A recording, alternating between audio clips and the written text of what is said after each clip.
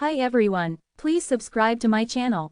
Blood Immortal Venerable. See playlist for other chapters and novels. I do not translate the novels. Credits goes to original translator and author of the novel. I only make it as an audiobook so it would be easier to just listen while doing other things. Credits goes to the author of the novel. I convert stories to audiobook for mental health, for multitasking purpose, for accessibility and time saving. Listening to audiobook is also beneficial for people who have disability. It improves our listening skills and improve our English comprehension, vocabulary and other things. So, thank you for listening. Thank you and thank you very much for your support. Chapter 2621, 5 Days. The latent Thurgy had a very unique history. 60 years ago, Laura had managed to send an important person to the Oneness Sky Palace. As a reward, the Oneness Sky Palace gifted her the latent Thurgy. Most of the latent Thurgies would work automatically if their owners were in great danger. Now, however, Laura activated it herself. Once it had been activated, Laura's voice could reach every disciple's ear. "Don't struggle," she said. Stretching out her hand, she beckoned to them. As if by an invisible force, all the disciples were dragged towards her. Zen also felt the invisible force on his body while flying in Laura's direction. Once he was 50 feet away from her, the latent Thurgy above her head suddenly split into two. Whoosh! Then, the two parts of the latent Thurgy began to spread, and finally covered Laura, Ingram and all the disciples like a giant umbrella. At the sight of this, Reynald could only sneer. "How naive," he scoffed. "Do you think that this pathetic little trick is enough to keep me out?" he yelled, pointing at the umbrella-like formation. Swish! A huge shadow of a sword appeared out of nowhere and lashed at the latent Thurgy. Laura was not startled at all. She simply looked up at the falling blade calmly, as if it were a feather. A loud bang shook the earth, and with it, a blinding light flashed in the sky. It was so dazzling that it blotted out the sun and the entire sky. Slowly, the light began to dim. Once it had disappeared, everyone squinted at the sky, their eyes slowly recovering from the assault. Once they had regained their sight, they saw that the umbrella had remained unscathed. A mocking smile formed on Laura's lips. "This is the Heaven-Earth umbrella Master Gorin gave me. You cannot break it, no matter what you do," she sneered. "Master Gorin," Reynald echoed, his face darkening. Gorin was one of the elites of the Oneness Sky Palace, as famous as Athamar. He had few equals, and Reynald could only imagine how powerful his latent Thurgy was. There was a silver lining in this for Reynald, however. He was secretly happy that Laura had used the latent Thurgy for defense. If she had used some other latent Thurgy to attack, he would have surely died. Feigning confidence, he looked up. "So what? This latent Thurgy isn't eternal. How long will it hold up? 3 days, a fortnight, a month, I am in no hurry," said Reynald in a brash tone. He was right, most of the latent Thurgies could only last for some time, until they disappeared without a trace. The disciples realized this too, and even Belden and Elgin looked worried. Even though Laura's latent Thurgy was immensely powerful, it was not long-lived. And once it disappeared, they would all be completely exposed. Death would be inevitable. Ingram, who was lying on the ground, wasn't worried at all. He was relaxed as a cat. "Reynald, you seem to have forgotten that the Oneness Sky Palace will send some people to pick up Zen. They are probably on their way as we speak. Will you be able to deal with those guiders?" he mocked, his eyes half closed. Reynald seemed to freeze. He had heard about the extraordinary disciple that had been recruited by the Swordlight Palace, and that the Oneness Sky Palace would send some guiders to pick him up. Indeed, he had neglected to consider this. Yet, this wasn't as big a problem after all. The Oneness Sky Palace doesn't know what happened to the Swordlight Palace yet. They are in the dark. And I'm sure those guiders are not strong enough to pose a threat to me, Reynald said with a small smile. Now that the Swordlight Palace had been destroyed, the Stinger Guards had scattered. They were no threat to him. But most importantly, he had the support of the Black Armor race and the King of the Man-Eating Demon Flowers. Unless the Oneness Sky Palace sent its best warriors, he would be safe. Now, the members of the Black Armor race gathered around Reynald. Many of the over 1,000 disciples had been killed by them, and only 100 or so remained. When the umbrella-shaped enchanted barrier had appeared, they had all launched their attacks on it to destroy it. However, their strength was far inferior to Reynald's. They were powerless against it. Just like that, the two sides had confronted each other with the latent Thurgy separating them. Inside the enchanted barrier, Ingram was busy healing his legs. After he had taken a pill, a mass of blood vitality wound itself around his broken legs, and his bones and muscles began to mend. Reynald is right, he said solemnly. The guiders sent by the Oneness Sky Palace usually aren't particularly powerful. They are quite mediocre. I'm afraid the latent theurgy can't hold on for that long. Master Gorin told me that it can only last for 5 days at best, Laura said, shaking her head. Silence hung over them like a cloud. All they could do was rely on Laura. However, even she was at the end of her tether. We can take a chance, Elgin said suddenly. If we run into the disciples of the Oneness Sky Palace in the Sea of Truth, we can ask them to report what happens here to their superiors. Good idea, Belden said, his eyes lighting up. Of all the disciples, only Belden, Elgin and Zen were allowed to enter the Sea of Truth. And they were very likely to meet disciples of the Oneness Sky Palace there. Ingram, however, was not convinced. The probability is there, but it is too small. Even if you meet the Oneness Sky Palace disciples there, they won't believe you. Also, it takes a month to get to the Oneness Sky Palace by flying ship, he reasoned. The only ones that can make it within 5 days are as powerful as the 5-star Stinger guards. And it is unlikely that a disciple of the Oneness Sky Palace that is crossing the Sea of Truth will be able to persuade them. They will never be able to convince the guards, Elgin said, shaking his head. I still think there is a chance that it will work. I am willing to try. After all, it is the only way, exclaimed Belden. Zen said nothing. He was deep in thought. He remembered Dora mentioning a sky palace. Even though Dora hadn't told him where she was from, his intuition told him that she had a connection with the Oneness Sky Palace. He could ask Dora for help, but if he did so, he would expose his identity. However, the only thing that would become known was that his body had entered the Sea of Truth. Zen, what are you thinking about? Asked Laura, interrupting his train of thought. Zen had always been something of a mystery to her. Nevertheless, she had never asked him any specific questions concerning his past. As long as he didn't harm the Swordlight Palace, it was fine. Besides, he was not at a level high enough to do significant damage to the Swordlight Palace anyway. Is it possible to get to the Oneness Sky Palace from the 7-star province in 5 days? Zen asked. Laura knew what Zen meant. Do you know anyone from the Oneness Sky Palace? She said, narrowing her eyes. Maybe, Zen replied ambiguously. After all, he was not certain about Dora's background. The eyes of the disciples lit up. Laura and Ingram also saw a glimmer of hope. Who is it? I don't know. I made friends with her in the Sea of Truth, Zen answered honestly. Skeptical, Elgin sneered. It's just speculation, and that can't give anyone hope, he scoffed. Don't listen to him, he added, rolling his eyes. Belden, however, was optimistic as ever. Even so, it is worth a try. Let's go to the Sea of Truth together. Finding someone in the Sea of Truth was not an easy task. To find Dora, Zen had to ensure that Dora entered at the same time as him and waited for him in the same area. This was not a problem for Zen, of course. Chapter 2622, Asking for Help. Belden's right. No matter what, it's better than standing by and waiting, said Ingram, smiling. Knowing there was little hope, he and Laura didn't expect too much. When the time limit for the latent theurgy came, they would probably have to put up a desperate fight. Sitting upright, Belden activated the Truth of Eternal Sword Intent. Then he entered the Sea of Truth. Although Elgin said that it was impossible to get any help, he followed Belden to the Sea of Truth. Sitting up straight, Zen began to activate the Truth of Eternal Sword Intent. But he was shocked with the turn of events. No matter how hard he recited in his heart, he couldn't condense any Truth of Eternal Sword Intent. Is it because of the Imperial Sword Seal? Zen guessed, thinking hard. His soaring snake sword had released sword threads with terrifying power. Even the powerful warriors like Laura and Ingram might not be able to resist its power, let alone the warrior of the black armor race who just reached the other shore realm. Initially, Zen thought he could activate the soaring snake sword's power at no cost, but now, he realized that he was wrong. He wondered if he would not be able to make use of this truth of godly way, or if it would take him some time to recover. But now was not the time to worry about it. Fortunately, Zen was able to master more than one truth of godly way. For a moment, he stayed in deep thought, as traces of natural aura began to emit from his body. Now, he could only use the truth of cultivation nature to return to the Sea of Truth. Meanwhile, in front of the main gate of a palace, the drunk Avaristus was thrown on the steps made of cyan bricks. Being taken back forcibly while he was drinking, he ended into a drunk rage. Despite being powerful, the palace guards all lowered their heads and looked at their young master expressionlessly. Evaristus stayed there for a while. After some time, Felicity, Daisy and Dorothy walked down the steps slowly.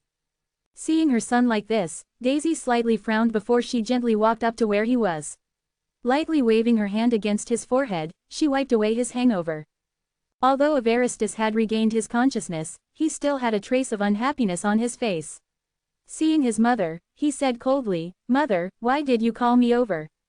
Daisy replied, smiling, "We found a method." But before she could finish talking, Evaristus interrupted, "Did you really find a way? You told me that more than 100 times. I know you take great pains to help me all the time, but you've disappointed me every time." How cruel. Evaristus was not an unreasonable person. However, his mother disappointed him again and again after he fell into despair. In this case, he became stubborn and non-cooperative. This time, Daisy started again. However, Evaristus didn't seem interested. Turning around, he was ready to leave. With a frown, Dorothy immediately blocked his way. She tried to pull up a smile and said, "Evaristus, can you please listen to Aunt Daisy for a second?" "No," Evaristus uttered firmly. "Then can you let me talk instead?" Dorothy asked, smiling. "I don't want to listen to you," Evaristus responded, avoiding her eyes. Despite saying so, he just stood still. Seeing the creepy smile on Dorothy's face, he felt something was different this time around. "I've been trapped in the huge whirlpool too," Dorothy started. "What?" Evaristus was stunned, and his eyes widened as he looked at Dorothy. "And someone broke the huge whirlpool." Dorothy shrugged and added, "It is true. If you don't believe it, you can leave now." But those words were enough to change his mind. Evaristus no longer wanted to leave. Patiently, he listened while Dorothy narrated the matter about the whirlpool of the Sea of Truth. After Dorothy was done speaking, she realized a change in his expression. He seemed lightning-struck. After a while, he finally came back to his senses and said, "Dorothy, don't you dare play your tricks on me." Dorothy shook her head. "Of course not. I would never fool you." "Where is he now?" Evaristus asked cautiously, fearing Dorothy would suddenly take back what she just said. Feeling the small sword between her eyebrows move slightly, Dorothy answered, "He has just entered the Sea of Truth. I will follow him." Dorothy felt that Zen just entered the sea.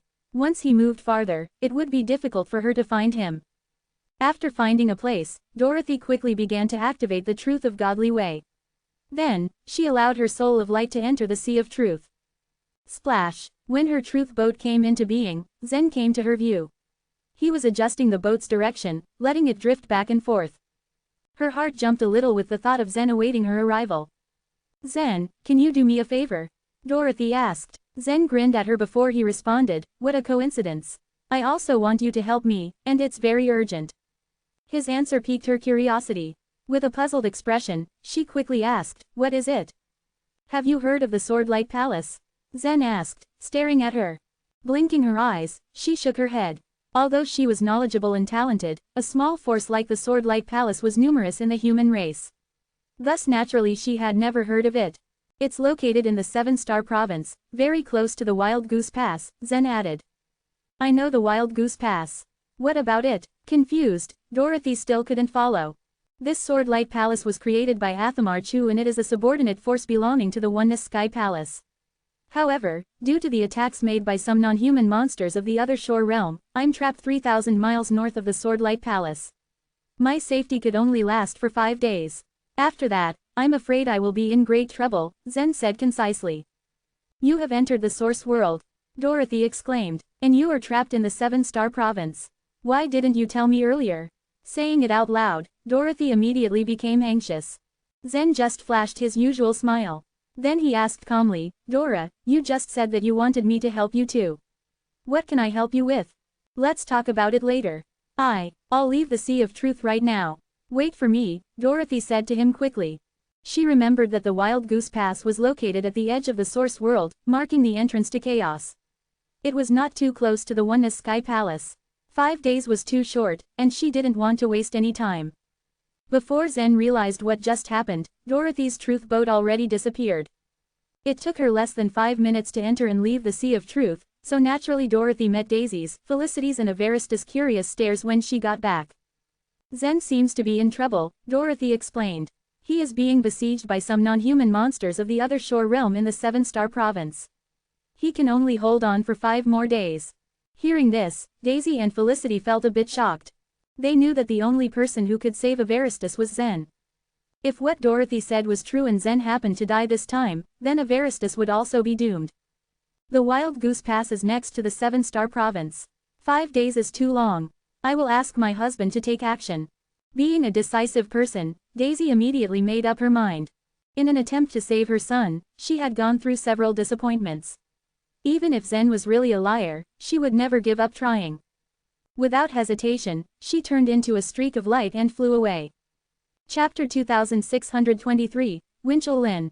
Felicity had a confused look plastered on her face as she watched Daisy take off. She asked, "Isn't that man supposed to be outside the source world? How did he suddenly appear here?" Evaristus stared at Dorothy, rubbing his chin in confusion. The news gave him some hope. But if what Dorothy disclosed was untrue, he would feel a sense of dread creeping up his neck until every hair seemed to stand on end. Dorothy shook her head. He's very discreet in disclosing his whereabouts. If not for the present dilemma he is burdened with, he wouldn't have opened up to me.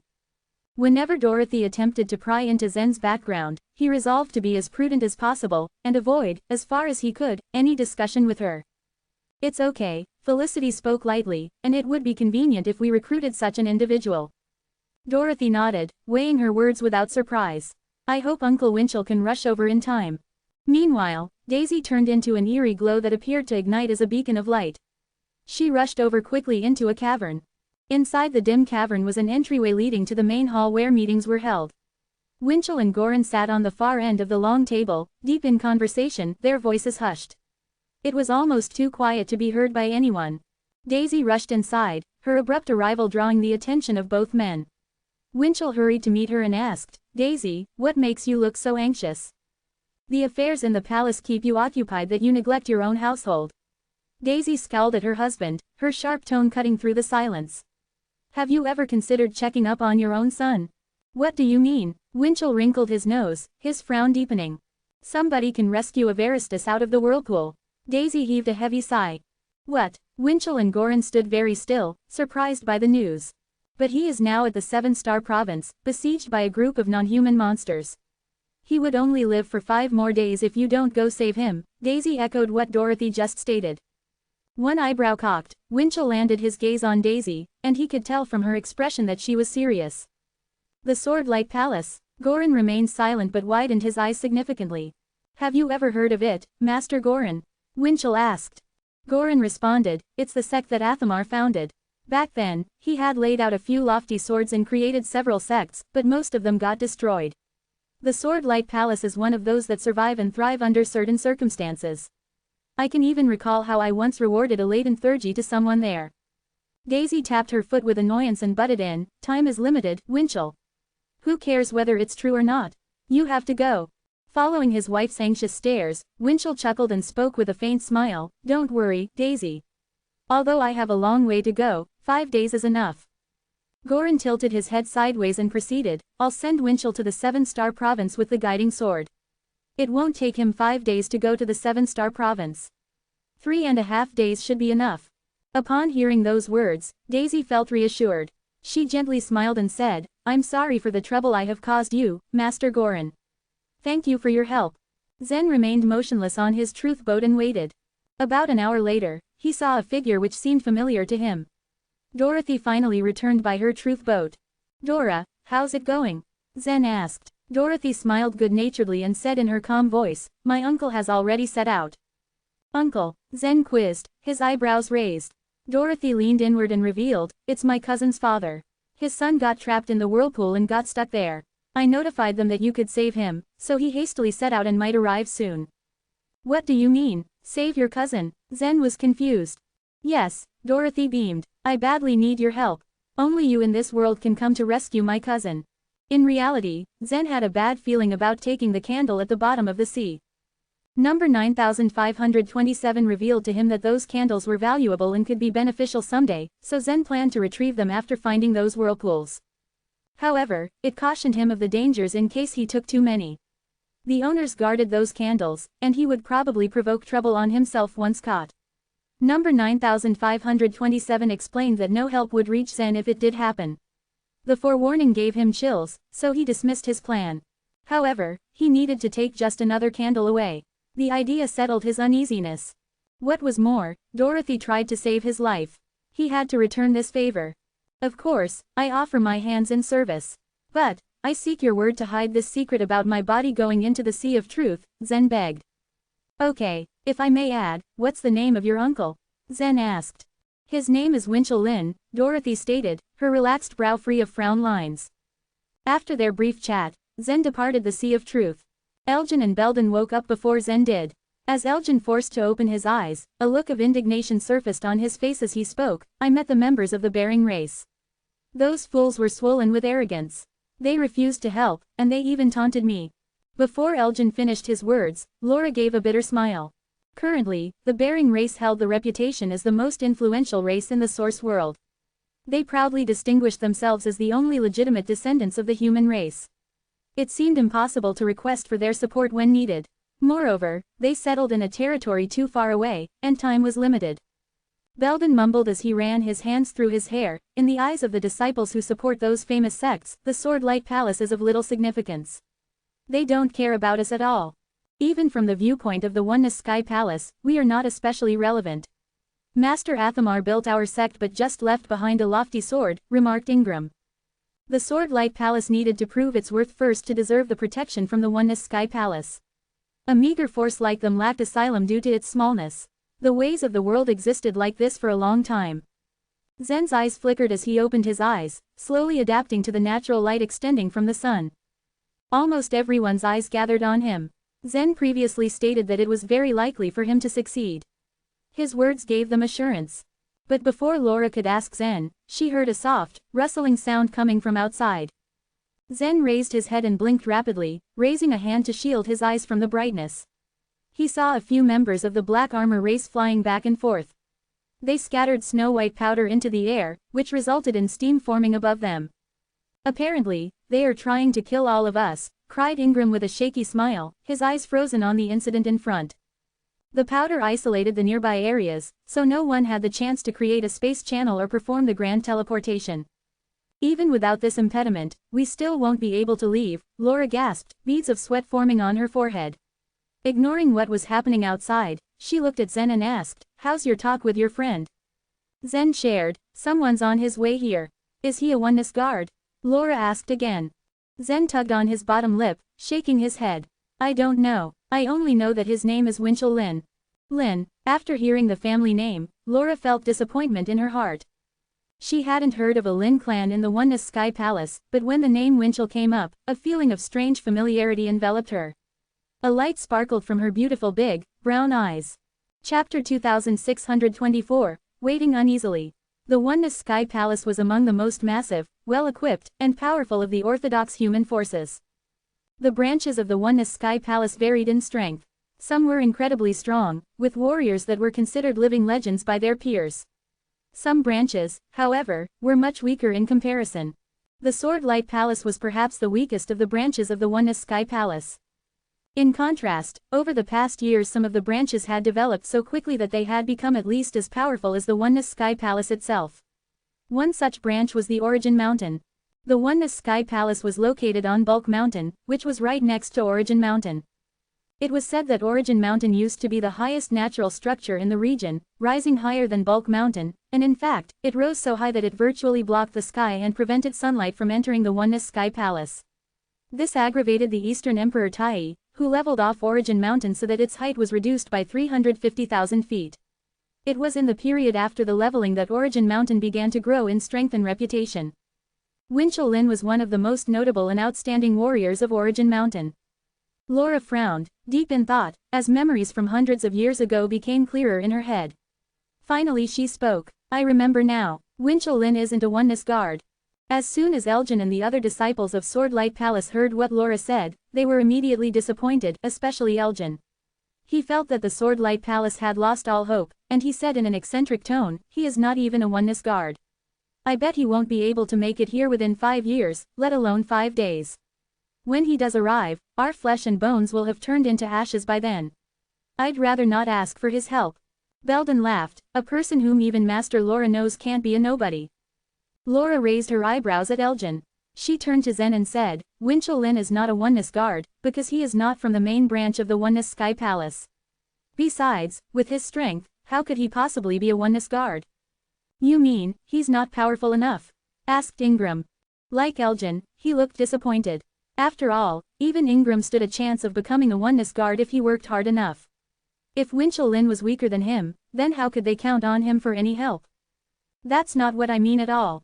As a matter of fact, Winchell Lin is a figure of equal status with Master Athamar. It would be far beneath his abilities to become even a 5-star oneness guard. These words caused a strong reaction in her listeners. Ingram's eyes widened. The other disciples also looked deeply impressed. Athamar was a name they all venerated. To them, Athamar was their spiritual leader. As the founder of the Swordlight Palace, he was to be worshipped. Although Athamar had done nothing to save the Swordlight Palace in its time of peril, none of them blamed him for his inaction. It couldn't be expected that such an important figure would stay in 7-star city for a branch as weak as the Swordlight Palace. Elgin murmured, a warrior who was the equal of Athamar. Then he scoffed. Zen, who are you trying to fool? Did you just give us the name of a random guy you heard of while in the Sea of Truth? Elgin was hoping for someone to save them, but he had long been mistrustful and jealous of Zen. His dislike of Zen naturally led him to doubt his motives. A flash of anger appeared in Zen's eyes. In an instant, he had grabbed Elgin by the neck with one hand, and Elgin felt the shock of a cold killing intent piercing through his body. He felt as though he had fallen into a pool of ice. His body and soul stiffened. Who do you think you are? Why would anyone bother to fool someone such as yourself? If you are determined to give up on life, then let me help you end it. Zen said icily. His grasp tightened. There was no question, of course, that Elgin was weaker and less talented than Zen on every level. There was no possibility of escaping from his grip. Under normal circumstances, the other disciples would have stepped in by now. But given the stressful situation, even their two leaders, Laura and Ingram, were coolly watching the scene unfold. Since the beginning of the crisis, Elgin had been talking nonsense. He was always the first to cast doubt on an idea, the first to proclaim that the worst would happen, the first to insist that they were doomed. Everyone had grown tired of his attitude. Elgin's face grew redder and redder. Zen was slowly suffocating him, his grip tightening on his neck as though to snap it off. Master Laura, please. Help me, Elgin choked out. He couldn't believe that Laura would just stand by and watch Zen attacking him. He was the best disciple in all the cultivation palaces. Neither Laura nor Ingram moved. They looked at Zen, wondering what he would do. Fagin, Kenelm, and the others also did not intervene. They thought that Elgin deserved it. Zen kept tightening his grip. There was a faint sound, like a bone fracturing. Elgin, no longer able to speak, made an incoherent gasping sound. Finally, Belden stepped forward and laid a hand on Zen's arm. Zen, please go easy on Elgin. He can be difficult, but he's not a bad person. We're in great danger and we need every man available. Zen respected Belden, and found him in every way to be a more agreeable companion than Elgin. So he nodded. With a fierce shove, Zen hurled Elgin onto the ground. Elgin gasped for breath and bent over, clutching his throat. He felt like his entire body had been squeezed. He collapsed on his side and lay without moving. Watch what you say from now on, Zen warned him. Everyone deliberately looked away from Elgin. Laura spoke up as though nothing had happened. Zen, I wonder, how did you meet and gain influence over someone like Winchell? While she believed that Winchell was truly the equal of Athamar, she still felt some doubt that he would actually come and help them. Why would such a man as Winchell be persuaded to come to the Swordlight Palace? I can't tell you all the details right now. I know that many of you are still worried, but in a few days, Winchell will arrive and all your doubts will be laid to rest, Zen said. Zen had never discussed with them the details of his experiences in the Sea of Truth. And he didn't plan to. Of course, I believe you're telling us the truth. It's just that I'm not sure about Winchell himself, Laura said, slightly apologetic. I understand, Zen said. For the next few days, everyone waited, feeling torn between hope that Winchell was coming, fear that he had changed his mind, and torment at their predicament. Zen had given them hope, but it was fragile. They were very restless. The fighting seemed to have ended. More and more members of the Black Armor race had arrived. Apart from Reynald, Ibrahim of the Black Armor race was also in the place. With each day that passed, the umbrella hanging over their heads became dimmer and dimmer. The umbrella was still able to withstand the attacks from the Black Armor race, but both sides knew that the power of the latent Thurgy wouldn't last much longer. Reynald sneered at Laura. I thought your precious latent Thurgy could protect you for a decent amount of time. At least 10 days, but it looks like you'll be dead by tomorrow. Laura ignored him. She wore a look of complete indifference, refusing to respond to any of Reynald's taunts.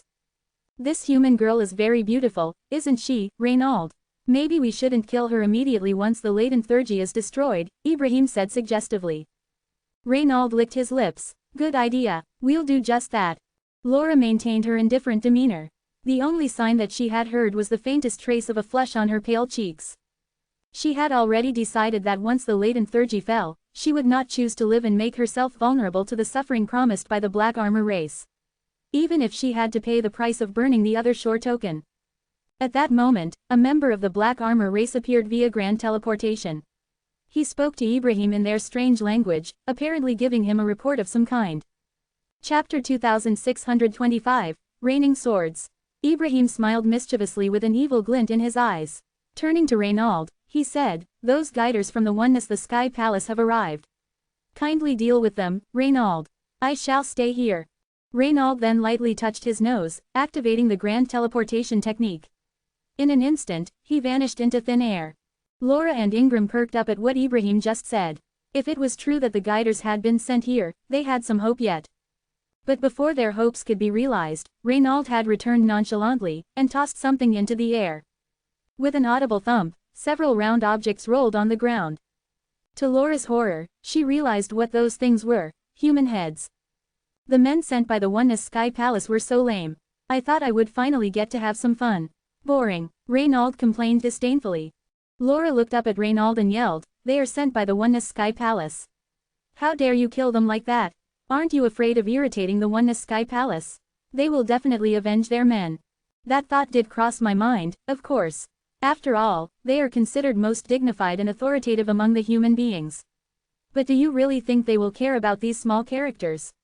How naive you are. Zen was chosen by Master Athamar himself. If he doesn't go to the Oneness Sky Palace, Master Athamar will definitely find out, Laura threatened. Ha ha, by the time he catches wind of this, I'd have already left the 7-star province. The real question is, how long can you guys survive? Reynald grinned menacingly. Laura grew silent. The disciples exchanged helpless glances. Their only hope was Zen now. However, with each minute that passed, the hope Zen gave them shrank smaller and smaller. Another day passed in the blink of an eye. On the 4th day, the latent theurgy of Laura had dimmed tremendously. Obviously, it was on the verge of sputtering out. Even Zen grew restless. While he believed in Dora's promise, the fact that the latent theurgy was weakening was like death at their doorstep. How could anyone stay calm in this situation? That evening, the sun hung low in the sky, coloring the land a deep, demonic red. The scent of blood permeated the air, mixed with the aroma of rotting corpses. The 7-star city, which was prosperous and bustling before, had now turned into a bloodbath. Severed limbs and bloods dotted the pavement. Bodies were strewn everywhere. What made everything worse was the extreme silence that had fallen over the city, as though not a living soul had stepped foot there in a long time. "This way, hurry up," a man from the black armor race shouted, piercing through the deafening silence. Over 100 women gathered, speechless from fear. The sole reason these women were kept alive was for future feeding, or worse. The black armor race were a beastly sort. To keep on living in fear of what was going to happen was even more terrifying than being killed. Suddenly, 2 figures materialized in the sky, standing on a 1,000-foot-long sword. For some reason, however, none of the members of the black armor race below noticed the scene above them. Winchell gazed upon the 7-star city below him and frowned. "It's even worse than we imagined." Goran sighed. "That's why I disapproved of Athamar's idea of setting up a sect in such places. He planted a seed here, but didn't take good care of it. Yet, the ones who suffered were the humans here. Naturally, those who held high positions like them couldn't take care of everything and everyone. However, it was still cruel to have let the forces like the Swordlight Palace run their own course. Humph, I'm going to kill that demon plant. Master Goran, please deal with those black armor race members." Without further ado, Winchell rushed towards the 7-star city. Bang! A huge hole appeared atop the 7-star mountain, and Winchell headed straight into it. By contrast, Goran approached his task much more quietly and unhurriedly. He pulled out a small green sword from his pocket. He then flicked the sword gently with his finger. As the sword vibrated from his flick, a same small sword suddenly appeared and hovered above every single member of the black armor race and each man-eating demon flower. Fall. Each small sword obeyed, falling directly on its target. Whoosh! Each true god and warrior at the other shore realm was killed instantly by the raining swords. There was absolutely no resistance, nor cries of pain. Most of the victims had no idea what was coming for them. The humans imprisoned in the seven-star city were all petrified as they watched their persecutors fall one by one. Once what was happening finally dawned on them, they were overjoyed. It must be a mighty warrior of our human race who has saved us. Who could it be? So powerful. Karma. They deserve to die. Just as these people were yelling with joy, a deafening explosion suddenly sounded inside the seven-star mountain. Bang! The power of the explosion made the whole mountain quiver. Every creature within miles of the explosion felt its violent vibration. Moments later, Winchell held up a green bead as he approached Goran. It's rare to see a man-eating demon flower in this level. But its essence bead is useless for me, he said, throwing the bead to Goran. After pocketing it, Goran turned towards the north. What a coincidence, he muttered. What are you saying? Winchell asked confusedly. The person you want to rescue is 3,000 miles away from the north of the Swordlight Palace. And I sense that the laden Thurgy, which I gave to the woman in the Swordlight Palace, is also 3,000 miles away in the same direction. Coincidentally, the Heaven-Earth umbrella can only last 5 days, Goran laughed. The laden Thurgy was a gift Goran gave to Laura. Goran, of course, could easily sense its whereabouts. It seems that I owe you another favor, said Winchell with a laugh. Activating the grand teleportation, the two of them traveled towards the north in a flash. Boom! At the sound of the explosion, Zen looked in the direction of the Swordlight Palace. No ordinary person would be able to make such a loud noise. Laura and Ingram quickly realized this. They exchanged excited glances, as the familiar feeling of hope welled up within them. On the other hand, Ibrahim's and Reynald's expressions darkened. What happened in the Swordlight Palace? For the first time, Reynald seemed to be anxious and not in control. Let me have a look, Ibrahim said, but before he could do so, laughter rang through the place. They all looked upward, the direction from which the laughter came. Your men are all dead. No need to have a look now, dude. Ibrahim was stunned. Reynald's jaw dropped, unable to hide his shock. How did these two people manage to sneak in from above? As for Laura, she stared at the man behind Winchell. Goran, the one who sent her the laden Thurgy, returned her gaze. Chapter 2626, Leaving. That is, Master Goran, exclaimed Laura in disbelief. Winchell might be a stranger to Ingram, but Goran's name had long resounded in Ingram's ears.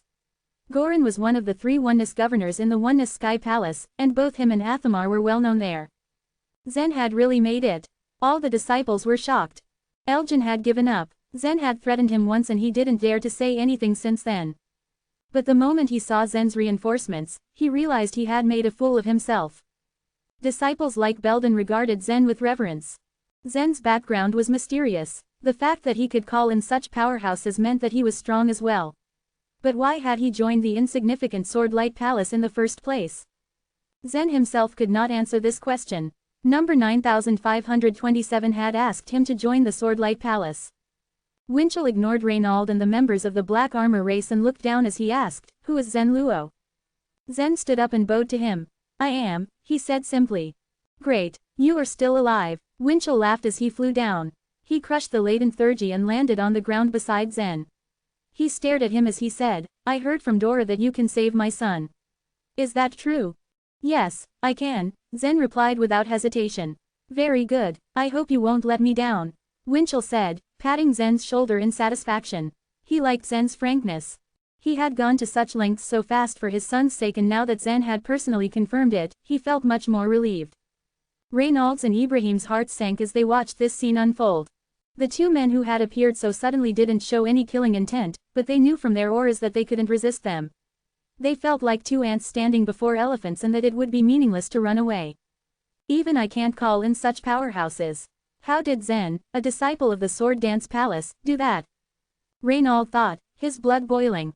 "Tell me, who has trapped you here? Who are you going to kill?" Winchell asked.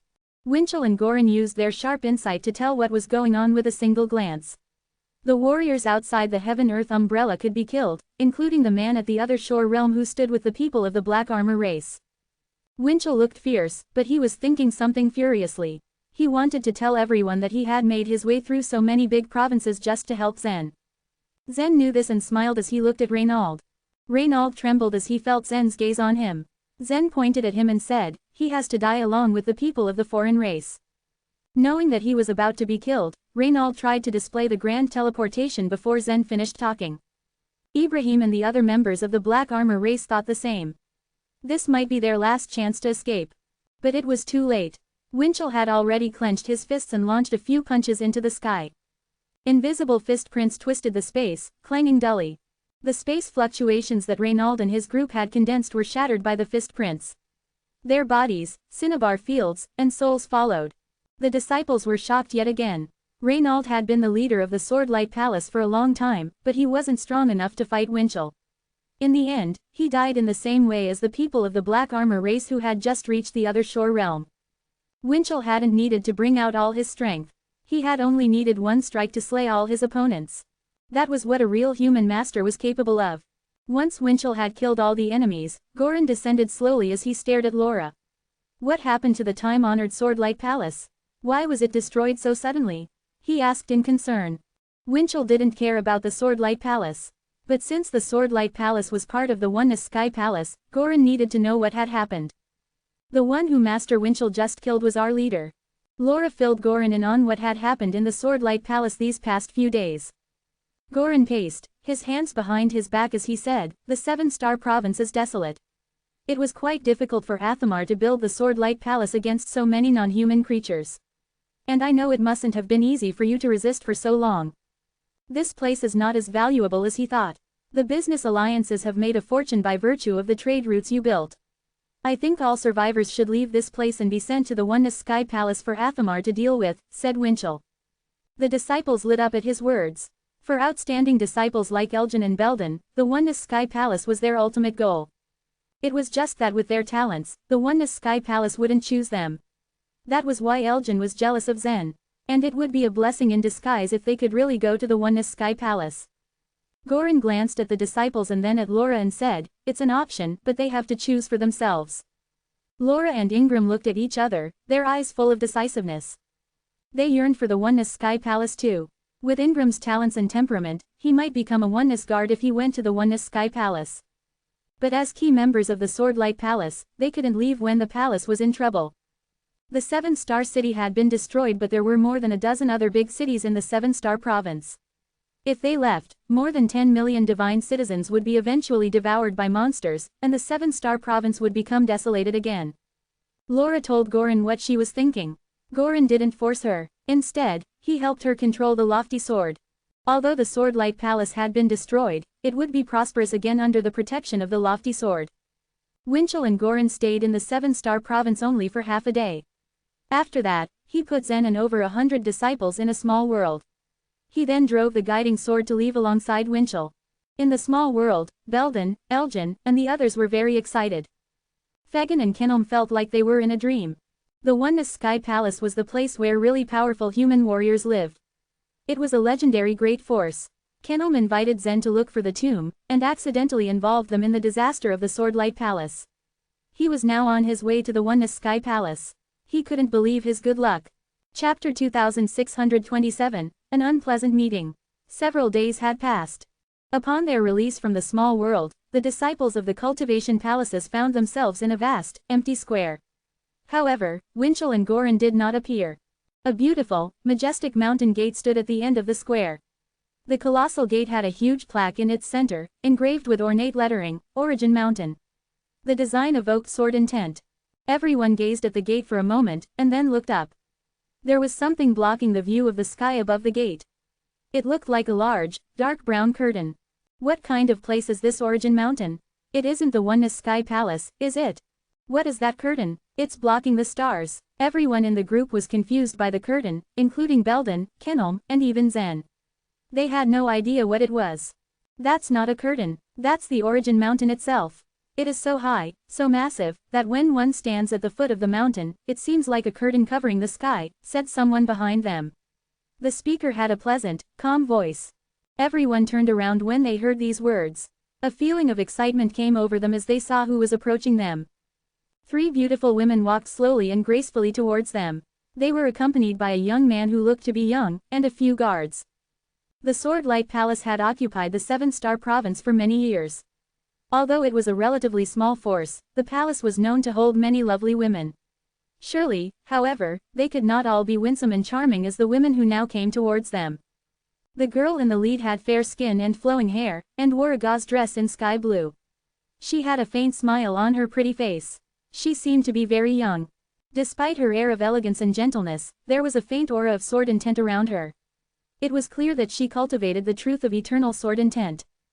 The two other women looked just as lovely, and slightly older.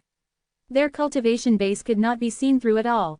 It was obvious that they were other Shore Realm warriors, known for their power. The disciples did not dare to look directly at these two women, and kept their eyes focused on the youngest girl. "Which of you is Zen?" asked one of the women directly. The girl's faint smile lingered.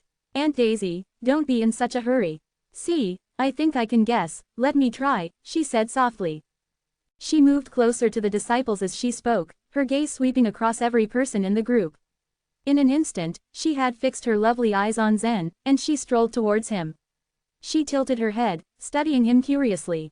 In the sea of truth, they could not have seen each other clearly. Thus, this was the first time they had met truly, and seen each other's appearance. "There's no need to guess. The cultivation base of my companions is not high enough. Only I crossed the second line. My truth aura alone would be enough for you to recognize me," said Zen. He spoke to her with a familiar tone, as though they were friends. The woman named Daisy quickly walked up to them. To the girl she said, "Is this Zen?" Dorothy nodded, smiling slightly. Daisy faced Zen. "Can you save my son from the whirlpool?" Averistus, who stood beside Daisy, looked at Zen expectantly. Zen frowned. However, he recognized that the woman was anxious to save her son, so he nodded. "Yes." A flash of relief appeared in Daisy's eyes. She couldn't help but hope that Zen would indeed be able to do as he said. "Good. Then you must stay, but the rest of them can be sent away." At her words, the guards came forward and surrounded the disciples, clearly intending to escort them away. The disciples, including Elgin, Belden, and Kenelm, were unable to hide their disappointment. Although they did not know where or what exactly this place was, they were eager to understand, and they did not wish to be driven away. Zen watched the guards, his face darkening. He said, "These people are my companions, and I wish them to stay with me. If you want them to go, then I must leave with them." Daisy raised her eyebrows at Zen. Her tone was displeased. "My husband saved your life. You have just vowed to save my son. Do you think we would allow you to walk away from Origin Mountain?" There was a threatening note in Daisy's voice, and her aura shifted, becoming darker and more imposing. "I promised to save your son. But I did not set a timeline for saving him. You might have noticed that I have just passed the second line, and I have heard from Dora that your son is trapped in the sixth line. When I get that far, then I will save your son. Until then, farewell." With that pronouncement, Zen turned and gestured to his companions, ready to leave. The disciples looked unhappy, especially Elgin and Belden. However, they followed Zen without hesitation. After all, as elite disciples of the Swordlight Palace, they were confident and accustomed to authority. In this territory, they had to submit to the rule of others, and that was a role unfamiliar and unwelcome to them. Daisy called for them to stop, and Zen and the others turned to face her. In a proud voice, she said, "The Origin Mountain can help you. What you gain here will help you pass the sixth line easily. Moreover, upon saving my son, you will be given the greatest of rewards. Leaving the Origin Mountain now will bring you nothing but regret." Zen looked straight into her eyes. "I agreed to save your son only because Winchell saved my life. I don't care about the reward. And I will find my own way to pass the sixth line. So don't worry that I'll regret anything." This time, when he walked away, he did not look back. "Aunt Daisy, hey, Zen," Dorothy shouted at both Daisy and Zen, a bit surprised at the sudden turn of events. "Mother, please," Averistus said. He scowled at his mother. His expression said clearly that he thought Daisy was in the wrong, and had acted too aggressively. The third woman, Felicity, finally spoke. "Winchell saved him, Daisy, and now you have been unkind and driven him away. Is this what you want? Let him go. He will realize soon enough the value of Origin Mountain, and then he will return," said Daisy stubbornly. "He is my friend," Dorothy said, sounding equally stubborn. She shot Daisy a sharp glance and ran after the departing disciples. Zen and his companions reached the edge of the square. Before them, the cliff sloped steeply downwards, with at least 10 winding mountain roads extending down the cliff. They would not need the roads. The cultivation base of the disciples was sufficient for them to just fly down the slope. Before they could leave, Dorothy caught up with them. She rushed towards Zen, holding out a hand in entreaty. Zen, please do not take my aunt's words to heart.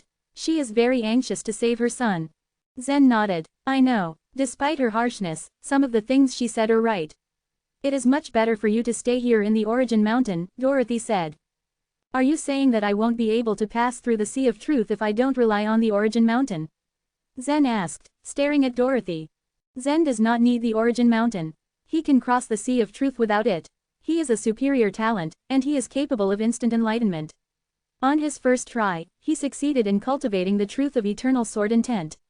And even Master Athamar has invited him to enter the Oneness Sky Palace. Yes, all that is true. We see that the Origin Mountain seems extraordinary, but is it more powerful than the Oneness Sky Palace? In response to Dorothy, a couple of the disciples had spoken up, eager to defend Zen and talk of his prowess. Dorothy listened, looking stunned. Instant enlightenment. Zen, is this true? You achieved that. She realized that Zen had used the truth of cultivation nature to enter the Sea of Truth before.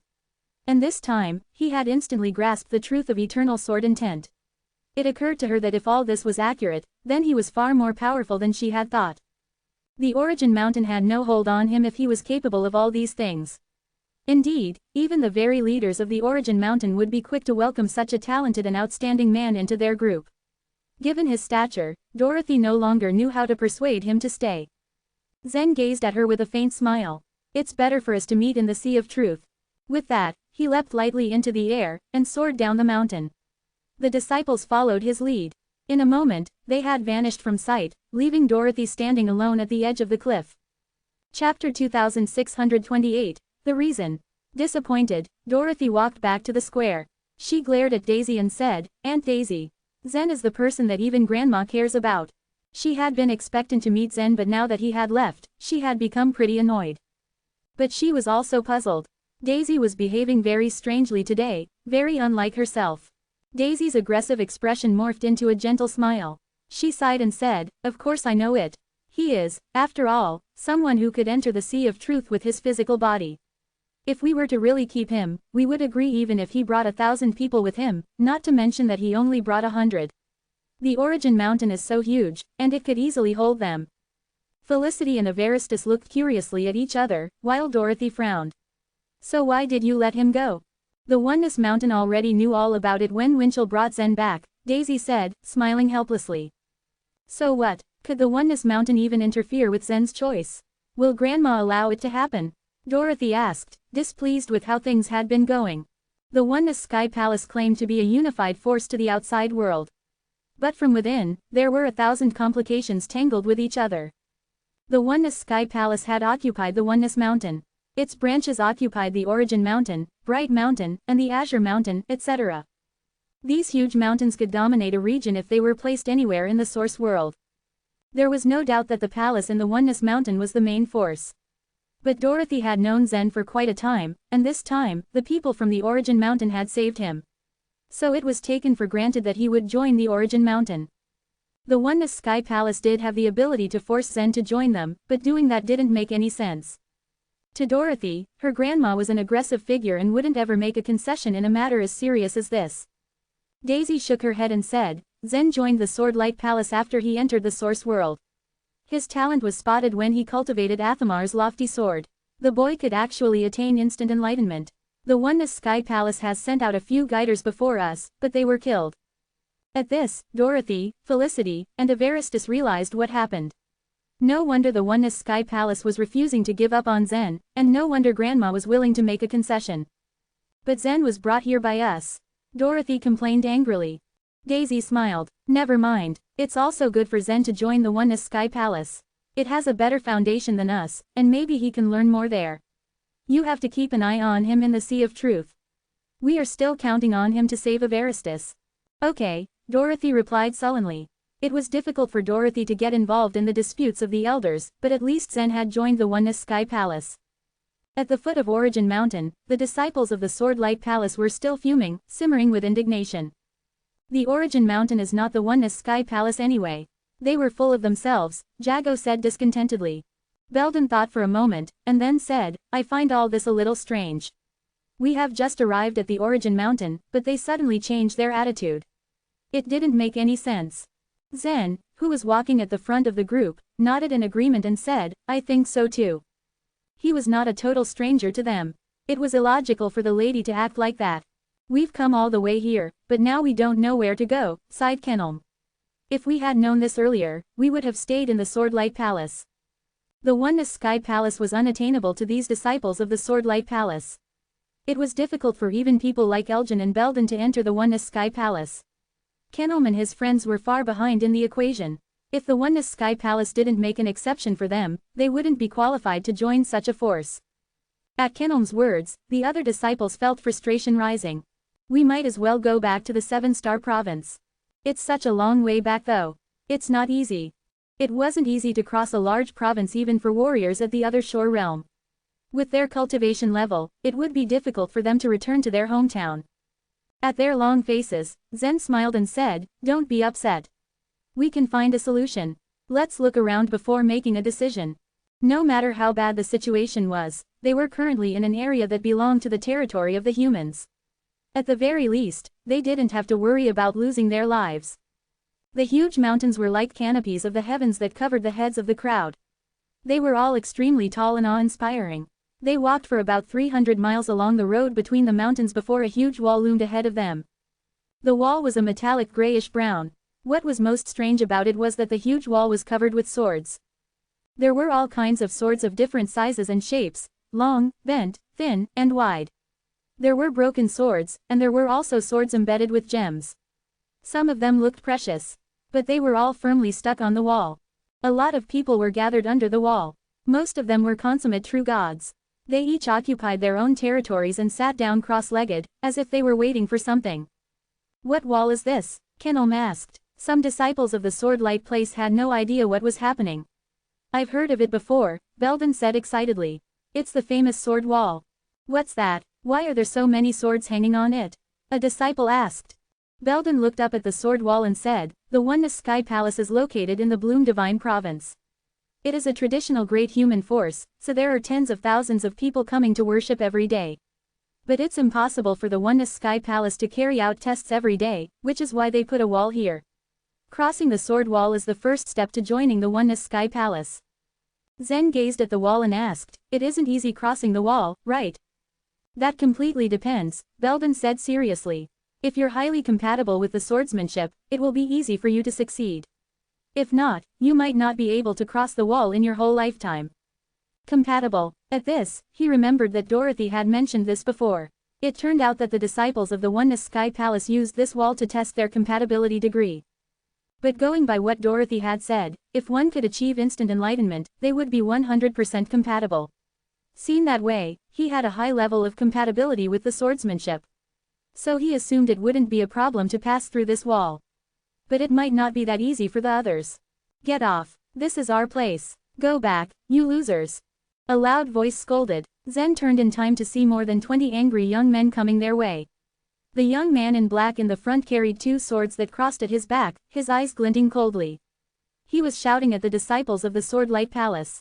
Your place. Have you engraved your name on your turf? At these words, Elgin's face darkened. He had never been humiliated like this in the Swordlight Palace. Belden, Kenelm, and some others could tolerate this. But Elgin, Fegan, and Jago raised their eyebrows at the young man's words. Chapter 2629, A Conflict.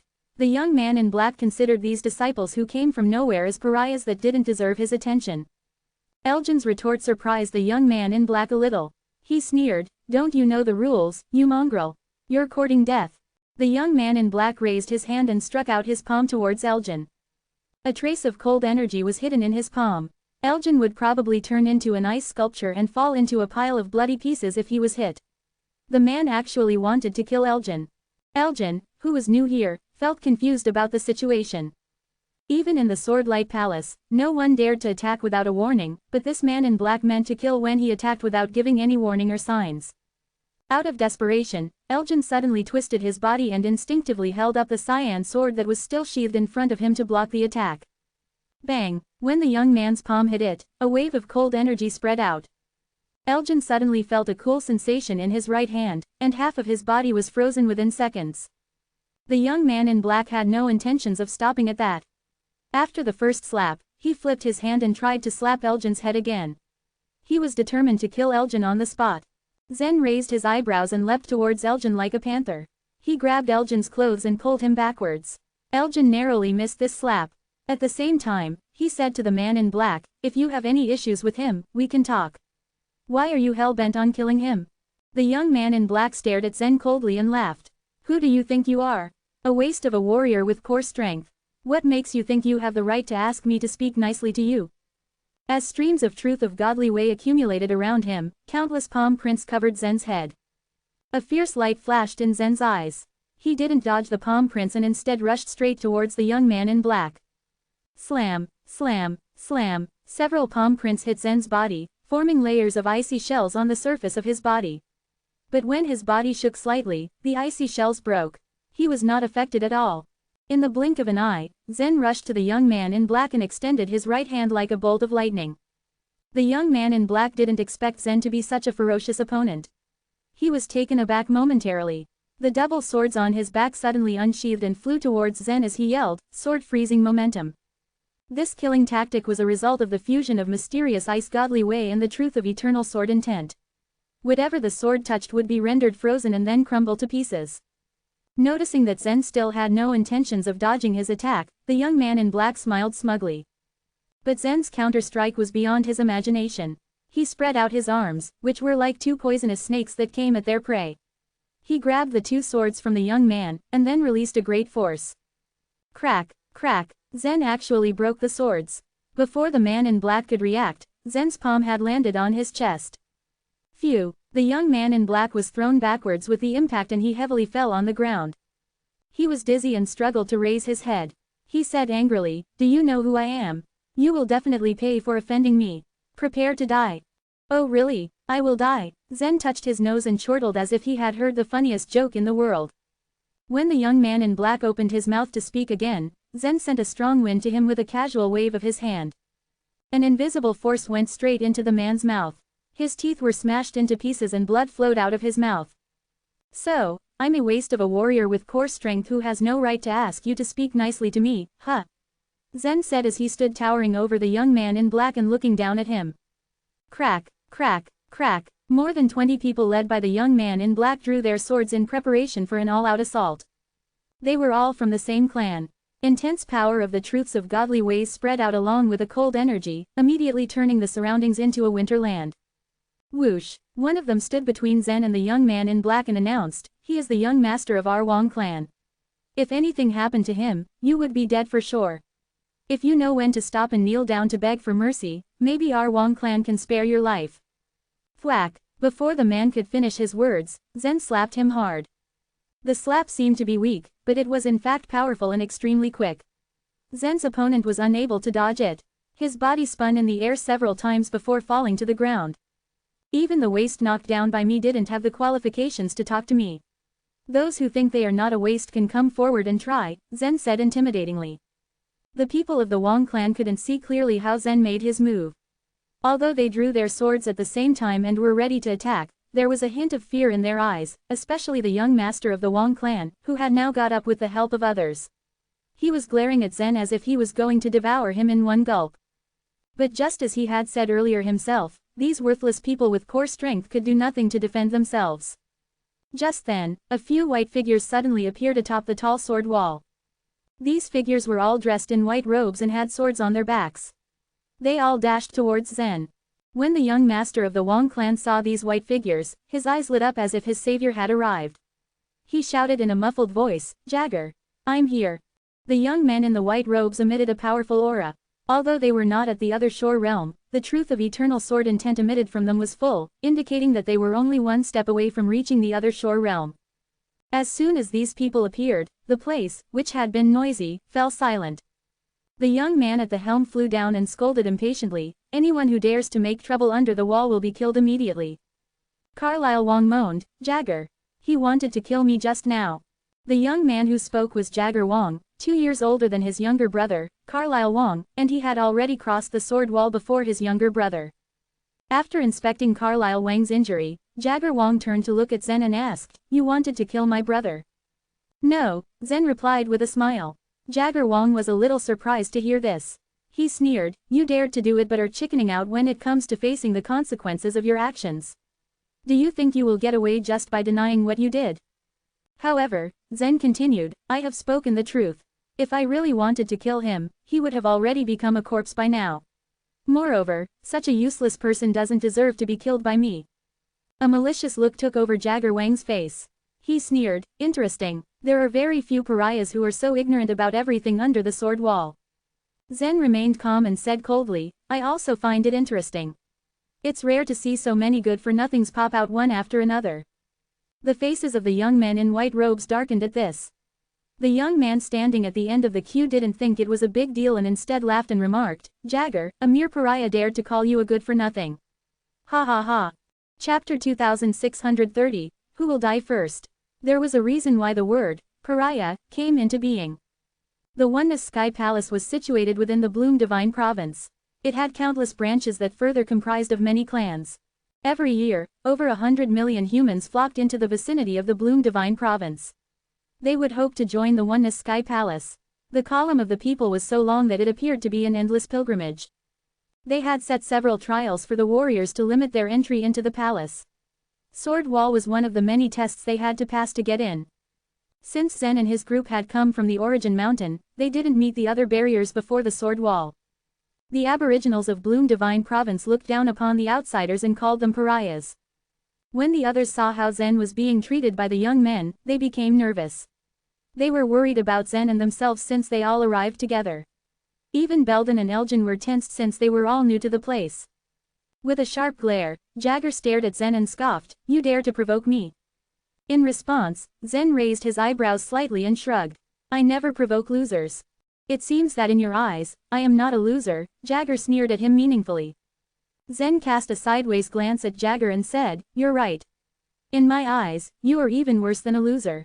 The young man from Jagger's group broke out in explosive laughter and said, Jagger, if you can't win him in words, just kill him. Do you still want to keep such a pariah alive? The killing intent in Jagger's eyes grew stronger.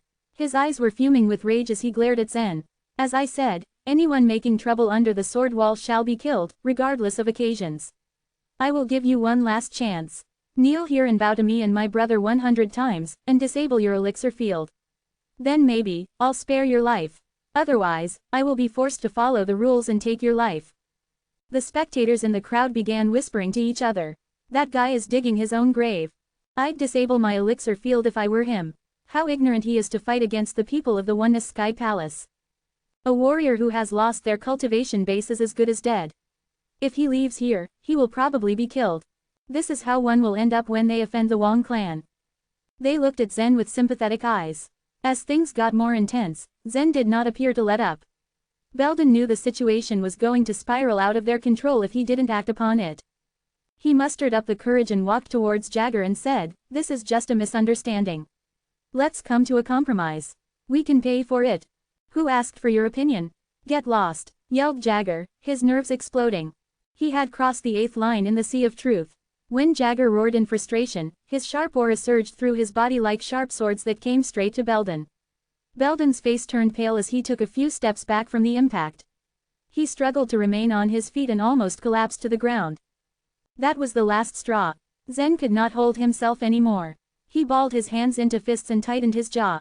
His face turned cold as he sneered at Jagger, is this how you always reason with people? By yelling, and you had the nerve to talk about rules? Are all people from the Oneness Sky Palace jerks like you? It seems that you are not going to compromise, Jagger scoffed as he slowly pulled out a long sword from behind. Of course Oneness Sky Palace is a reasonable place, but there is only one piece of reason we care about. A good-for-nothing pariah like you should die. The truth of eternal sword intent spreading in the cold air turned into tiny swords of ice, each of them compressed and fused into his long sword. Dreadfully strong aura gushed out from the sword, but Zen's expression didn't change. He stood there watching indifferently.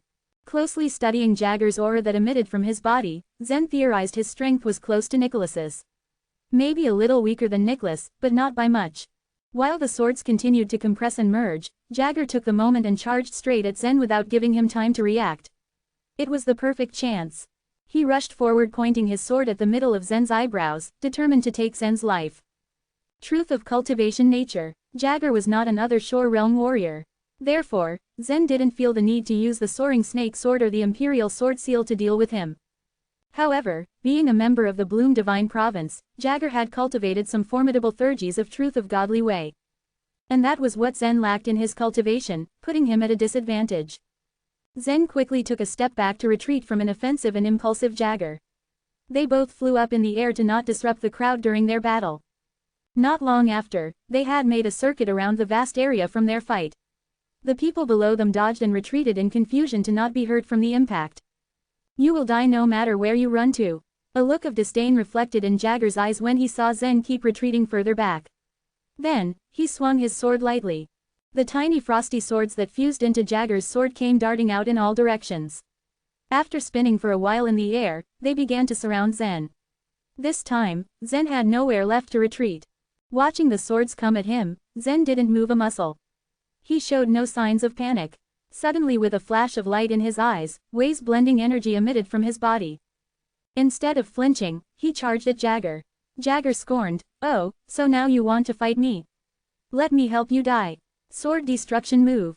In the face of Zen's sudden advancing, Jagger swiftly waved his long sword. The many tiny frosty swords surrounding Zen exploded into tens of thousands of sharp fragments. The extremely cold aura mixed with the fragments enveloped Zen completely. The sword destruction move was a unique skill of the Wang clan. Once it was activated, the target was a sure kill. There was never any exception. And the area within the perimeters of the attack would turn to ruins. Kenelm and the others were lost for words when they saw Zen submerged in the white cold aura. They froze in place, as they watched in horror, wondering if he was dead. A hint of sadness could be seen in Elgin's eyes. He shut them forcefully and lowered his gaze to the ground in sorrow with his fists clenched tight. Even though he was jealous of Zen and his talent, he showed loyalty to them on the Origin Mountain. Zen was qualified enough to stay there, and yet he decided to come with his fellow disciples who weren't even that close to him. "Is that guy dead?" A disciple in a white robe whispered to break the silence. "I've always heard the sword destruction move is a unique skill of the Wang clan. Now I see it's really powerful," another white-robed disciple exclaimed. A malicious smile spread across Carlyle's face as he imagined Zen being chopped up into pieces within that frosty aura. The temperature in the white fog dropped even lower than before. Zen sensed the killing intent that enveloped him. Not only was his pace slowed down, but the sharp pieces in the cold aura kept piercing through his body. Even the truth of cultivation nature was unable to assist him in dodging the pieces. If it had been anyone else, they would have been split into pieces by now from the continuous fierce attacks in the icy mist. However, Zen was not an ordinary warrior. His body began to emit a faint golden light and a mysteriously powerful aura emerged. The aura darted at the frosty swords and turned them to powder. The next moment, Zen emerged from the white fog in one piece. Seeing Zen break out from the mist unscathed made Jagger freeze in confusion. He could sense Zen's presence in the mist when he trapped him. But he wondered why his body remained intact despite all the swords cutting through him. When he saw Zen rush out of the mist with no trace of blood anywhere, he was stunned. He desperately scanned his frame for any injury, but he was unsuccessful. Jagger was unable to hide his frustration in his eyes when he saw the glow of Wei's blending energy on Zen's sword. With his experience, he could not recognize the Wei's blending energy. But the fierce aura emanating from Zen's sword reminded Jagger not to underestimate it. "Now, let's see who will die first," Zen said nonchalantly. He covered the short distance between him and Jagger in a flash, swinging his sword at Jagger with lightning-fast speed. Chapter 2631, Prevent. Who will die first? Jagger's eyes widened as he heard Zen's voice. At that moment, Jagger was shrouded in fear. Ever since he emerged from the sword wall, he had never taken anyone seriously. Jagger was able to cross the 8th line in the Sea of Truth. As a reward, the Oneness Sky Palace had rewarded him with a lot of soul pills. As a matter of fact, it would not be long before he could reach the other shore. Knowing that he had enough soul pills to last the journey, he surely had a very promising future ahead of him. On the contrary, he had never expected that death would get so close to him. "No, you can't kill me," Jagger kicked in the air and growled hysterically. At that point, he was losing hope, for he was on the brink of giving up from escaping. Upon witnessing this scene, the other disciples' expressions changed greatly as they had never expected how things turned out. "Stop it, you brat. If you choose to kill Jagger right here and right now, you will surely die a miserable death. How dare you, you mongrel." Hearing these words did not affect Zen's decision. Instead, his sword remained pointed at Jagger. "Stop, Suddenly, an old man clad in a white robe appeared above the sword wall. This man turned out to be a master at the other shore realm. Everyone who heard his roar felt dizzy, and even Zen's mind was slightly affected by it. Nevertheless, it was not enough for Zen to change his mind as he swung his sword at Jagger without any hesitation. Bang! The people who saw this were greatly astonished. Zen's sword produced a dazzling light that enveloped Jagger, making him vanish into thin air. At that moment, all eyes were on Zen, for he blatantly killed Jagger in front of everyone. Carlyle was in disbelief at what he saw. His lips twitched in fear as he could not believe that his brother was shamelessly killed right in front of him. The white-robed disciples, faces darkened after witnessing such a gruesome scene. Never had they expected that Zen would be so bold as to kill Jagger in front of many disciples. Zen made a very serious mistake. Belden scowled. Meanwhile, the other disciples from the Swordlight Palace all looked at each other in dismay. As for Elgin, he commended, well done, Zen. Whoosh. Furious, the old man in a white robe quickly descended from the sword wall and pointed his finger at Zen. How dare you murder a disciple of the Oneness Sky Palace beneath the sword wall? You made a serious offense, you bold brat. How audacious of you to court death. The other disciples in white robes walked up to the man to show their respect to him due to his high status. Carlyle followed suit as he flew over to him. With a mournful look on his face, he gritted his teeth and said, Sir, I beg you. Uphold justice for my elder brother Jagger. The others present in the scene were shocked, for it was such a rare moment to see another Shore Realm master to show up. Although Zen had killed Jagger, death seemed to follow him until the end. Zen floated in the air and looked straight into the eyes of the old man in a white robe. Nonchalantly, Zen spoke, Sir, I believe that you are wrong. I was not the one courting death. It was Jagger. You must be joking. Jagger had crossed the sword wall and could be regarded as a member of the Oneness Sky Palace. In fact, he had been tasked in guarding the sword wall to maintain order and rules, a disciple shouted coldly. Upon hearing this, Zen's eyes quickly turned sharp and cold. After breathing in, he started to retort, to maintain order and rules, you say? Are you sure about that? While we were waiting, Jagger's younger brother came to us to look for trouble. After I taught him a lesson, Jagger wanted to kill me under the excuse of maintaining rules. What a clever way to take order and rules as an excuse to kill me. He attempted to kill me to cover up his own favoritism. Did you expect me to do nothing and be killed? And since he wanted to kill me, he should also be prepared to be killed. Jagger was definitely weaker than me and I defeated him. Isn't it obvious? He courted his own death. The true gods present heard all of Zen's words and started to discuss among themselves. After all, they witnessed everything. They could not deny that Jagger had challenged Zen, which eventually led to courting his own death. What an articulate brat you are. The old man sneered. However, you are not a member of the Oneness Sky Palace. There is a glaring gap between you and Jagger regarding the status. The status is everything, you see, and so is power. Anyone who dares to kill our disciples will be courting death. You deserve nothing but death. Apparently, this old man shared Jagger's last name and was from the same clan. Surely, he would not let go of Zen so easily. Without any hesitation, the old man in white robe stretched out his hand, revealing a long sword. Numerous pink flowers started to blossom around his sword as he prepared an attack.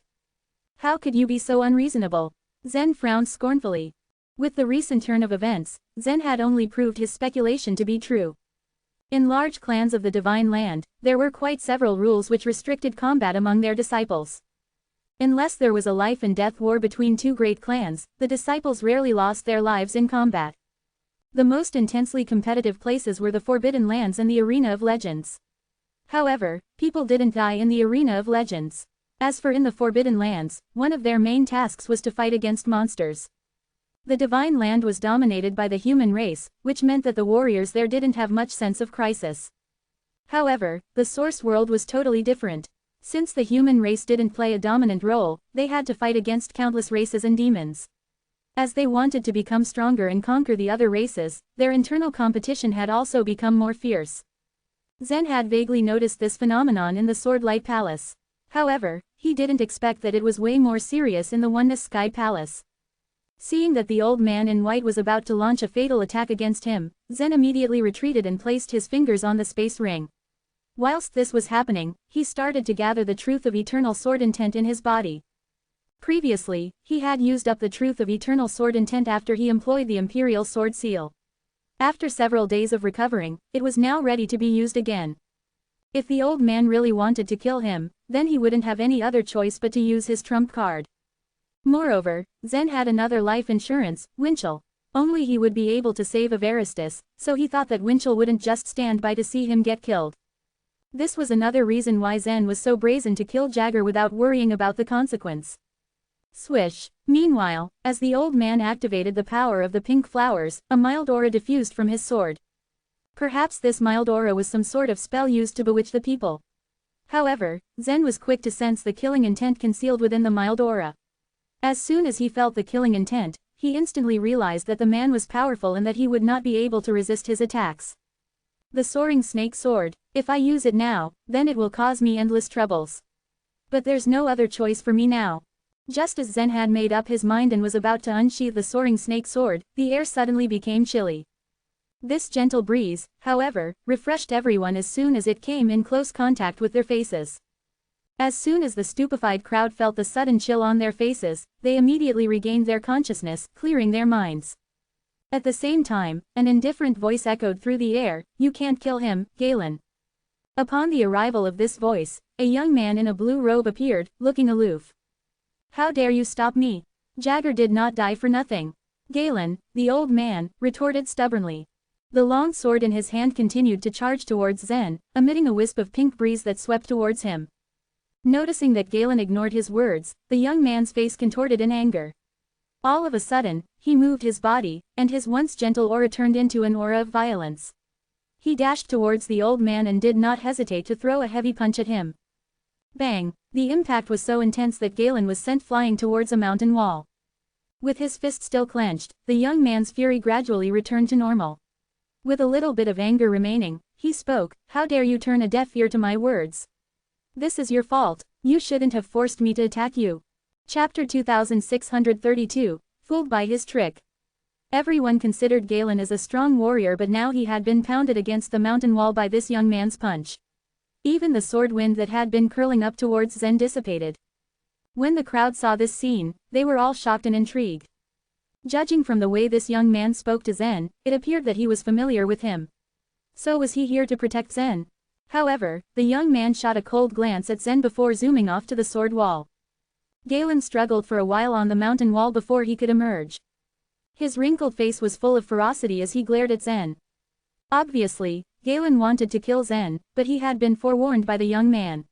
What was more, he had now learned about the consequences of attacking Zen. Left with no option, he left. However, everyone present could see that Galen would never allow Zen to get away with this so easily. The young men in white robes didn't leave with Galen. At last, one of them floated over to Zen. He stared at Zen with a weird smile on his face and said, "You're doomed, you know that.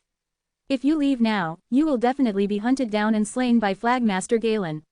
But if you choose to pass through the sword wall, you will also die." Ha ha. The young man in white was the one who had made fun of Jagger just now. Zen cast a cold glance at him and said, "Since the end result of both options is death, what's your point of talking nonsense? Because if you got through the sword wall, I might have to kill you myself. I'm not a loser like Jagger. If I get my hands on you, you'd better commit suicide. Otherwise, I will show you what it feels like to live in hell," said the man with a sinister smile. Zen's lips curled up. These people were all arrogant and thought highly of themselves. He then smirked. "Well, I'm right here in front of you. If you think you are capable of killing me, you can give it a shot. But I think you and Jagger are the same loser type. Not qualified enough to do so." A cold light flashed in the young man's eyes, but when he thought of what had just happened to Galen, he restrained himself. "A cocky person like you can't survive for 3 days behind the sword wall. I hope you can enter as soon as possible. And you'd better remember my name, dude. I am Hardin Zhao." After saying this, he walked away with the other young men in white robes. They all looked at Zen indifferently. For them, Zen was no one but a poor guy who would die sooner or later. "Wait," Zen shouted suddenly. Hardin Zhao turned his head and looked at Zen strangely. "Do you have any last words? Don't bother begging for mercy. Flagmaster Galen will not let you go, and neither will we."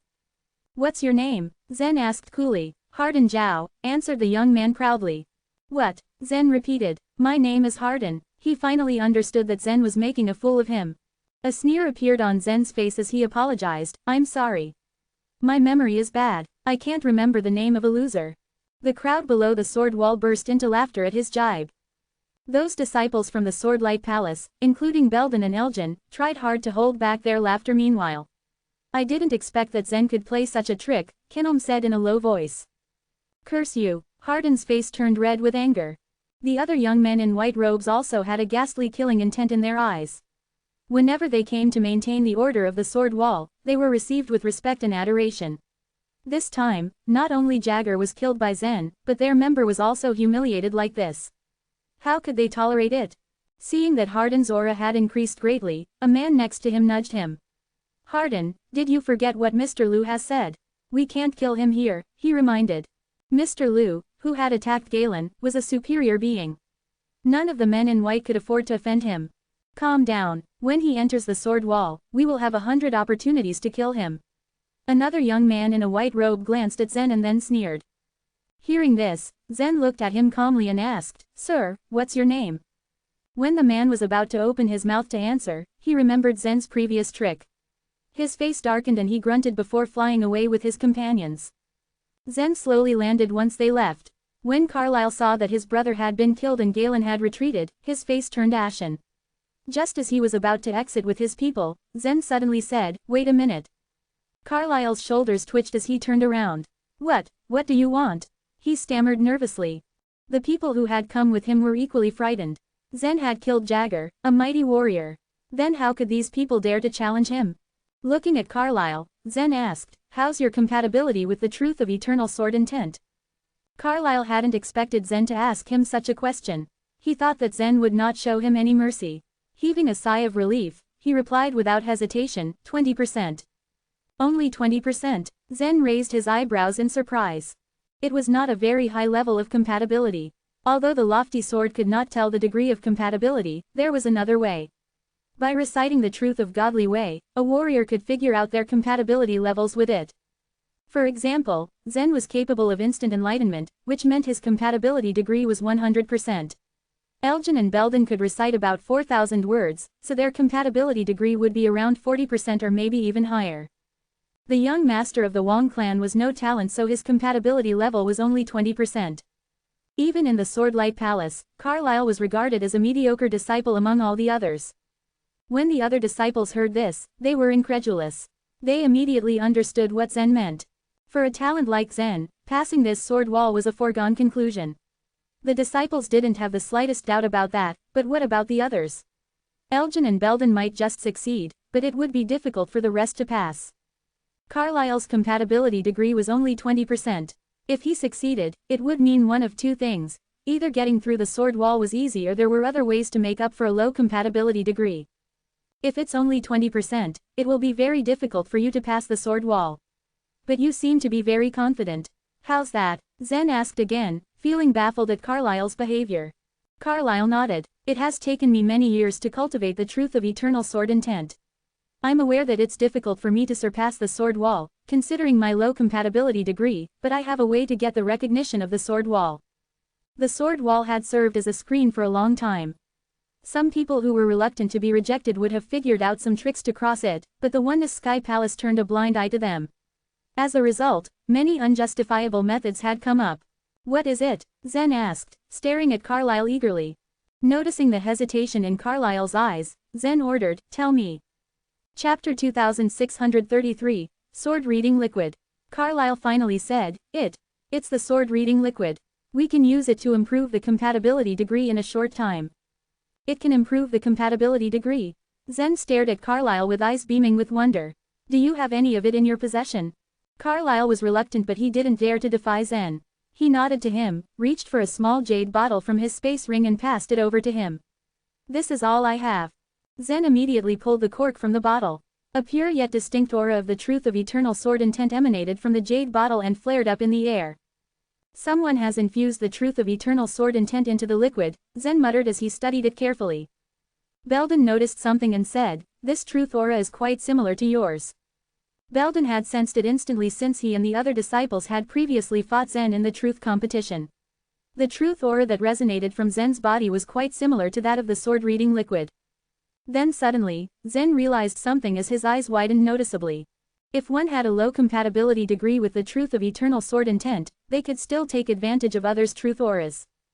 It seemed that the Oneness Sky Palace turned a blind eye to this method. Is it possible to make the sword reading liquid by myself? Zen asked while tilting the jade bottle, and eyeing it up. Carlyle shook his head in response, no. Those who can make the sword reading liquid must have a perfect fit with the truth of eternal sword intent. They are all talents capable of instant enlightenment. An ordinary warrior can't make the sword reading liquid. My clan bought it at a high price. You mean, if I have a perfect fit with the truth of eternal sword intent, I can make the sword reading liquid by myself? Zen continued to inquire more. I don't know about that, Carlyle said, shrugging his shoulders. It was extremely difficult to obtain the sword reading liquid. It was capable of improving the compatibility with the truth of eternal sword intent. Naturally, it was expensive to buy. With such a high price, ordinary people were unable to afford it. Most people would only use it to pass the sword wall. How many divine crystals is this bottle of sword reading liquid worth? Zen asked while weighing the bottle in his hands. 20,000 divine crystals, nothing more nothing less, replied Carlyle. The other disciples gasped in unison after hearing the massive amount. As two influential clans that laid the foundation stone for the Swordlight Palace, the Chu clan and the Yubai clan could not afford the expensive sword-reading liquid. It was too pricey even for them. The disciples desired to have the sword-reading liquid, but now they even gave up the thought of it after knowing the price. Their cultivation palaces would never spend 20,000 divine crystals on them. There were over 100 disciples. To supply each with a bottle of sword-reading liquid meant spending over 2 million divine crystals, which were an unattainable figure. I will be keeping this bottle of sword-reading liquid. Do you have any problem with that? Zen asked curtly. The corners of Carlyle's mouth twitched with hesitation. Although he was the young master of the Wang clan, it made his heart sink to give the sword-reading liquid to Zen for free. However, he couldn't refuse Zen. He remembered the way Zen had killed Jagger. Moreover, the Oneness Sky Palace didn't bother to investigate his death. Carlyle himself had never passed the trial of the sword wall, so he was of no significance to the Oneness Sky Palace. No, I don't, Carlyle answered as he bit his lip and clenched his fists. After handing the sword-reading liquid over to Zen, Carlyle turned around and wanted to leave with his people. Did I permit you to leave? Zen said, raising his eyebrow. Carlyle sighed as Zen stopped him in his tracks. His troubles were not ceasing to end. He composed himself by thinking Zen would soon die. Slowly he turned his head around to face Zen. What else can I do for you? Are all the sword-reading liquids here the same as yours? Zen asked. There were 20 to 30,000 people at the foot of the sword wall hoping to pass. Most of them sent out a feeble truth aura. Zen thought it was difficult for them to pass due to not being able to afford the pure sword-reading liquid. After all, ordinary people could not afford 20,000 divine crystals for the sword-reading liquid. Of course not. The purity of the sword-reading liquid is different. Those diluted ones are not expensive, said Carlyle in an arrogant tone. Do you have any diluted sword-reading liquid? Let me have a look, Zen requested while reaching his hand out and signaling him to hand it over. Carlyle thought to himself, does he plan on ordering me all the time? He thought for a while, tightened his jaw and said, yes, I do. Will you let us go if I give it to you? Sure, Zen shrugged and smiled faintly. Carlyle nodded and then winked at a man next to him. Instinctively the man handed him a small jade bottle. Carlyle passed it over to Zen. Zen took the bottle and eyed it up. When he was convinced, he casually waved his hand to signal Carlyle to leave. Relieved from the burden, Carlyle hurriedly turned around and left with his men. Zen pulled the cork and felt the truth of eternal sword intent emanating from the sword-reading liquid. The truth aura in this bottle is significantly weaker, Zen said as he felt it. Kenelm, Belden and other disciples came up to surround him. Zen, we know we are not talented enough to pass the sword wall. The sword-reading liquid is too expensive. Don't waste it on us, Kenelm urged him. The disciples had already given up the wish of passing the sword wall to reach the Oneness Sky Palace. They were touched when they saw the efforts Zen was putting in for them. He had already done enough for them. But Zen had no intention of giving up. He smiled confidently to them and said, although I don't know the formula for the sword-reading liquid, I believe it is to absorb the truth of eternal sword intent using some kind of liquid. I don't have the liquid, but I do have this. At his words, he put his finger on the mouth of the jade bottle and tapped it lightly. An aura was formed in a spiral shape. It was his truth of eternal sword intent. The truth aura reacted to his command and circled his palm. Then it swiftly went inside the small jade bottle. He didn't know what the liquid was, but it had reacted to his truth aura and smoothly fused with it as the liquid inside began to rotate. Close enough. Zen felt the change in the bottle and smirked to himself. What made the sword-reading liquid expensive was the perfectly matched truth aura. The liquid itself held no such value. After the liquid was done, the maker had to fuse the truth auras of talents with the liquid. Such talents demanded high prices. Therefore, the sword-reading liquid sold high. Here you go, Zen said as he tossed the jade bottle gently into Kenom's hand. It should be the same as Carlyle's. It's the same as yours, Kenom said, looking baffled. He stammered, but this is too much. I can't use it. Zen, you'd better sell it. It's worth 20,000 divine crystals. With this bottle of sword-reading liquid, Kenom was likely to pass the sword wall. But as Zen said, it was worth 20,000 divine crystals. He didn't feel right in using it for himself. It was too huge an amount for Kenom to process. His hands trembled with the sword-reading liquid in his possession. Chapter 2634, The Opening of the Sword Wall.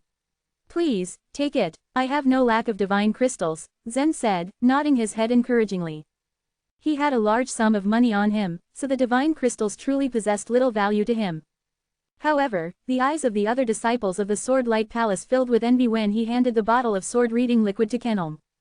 They had previously never imagined they'd be able to pass through the sword wall, but if they could get their hands on the sword-reading liquid, it would certainly give them a much better chance.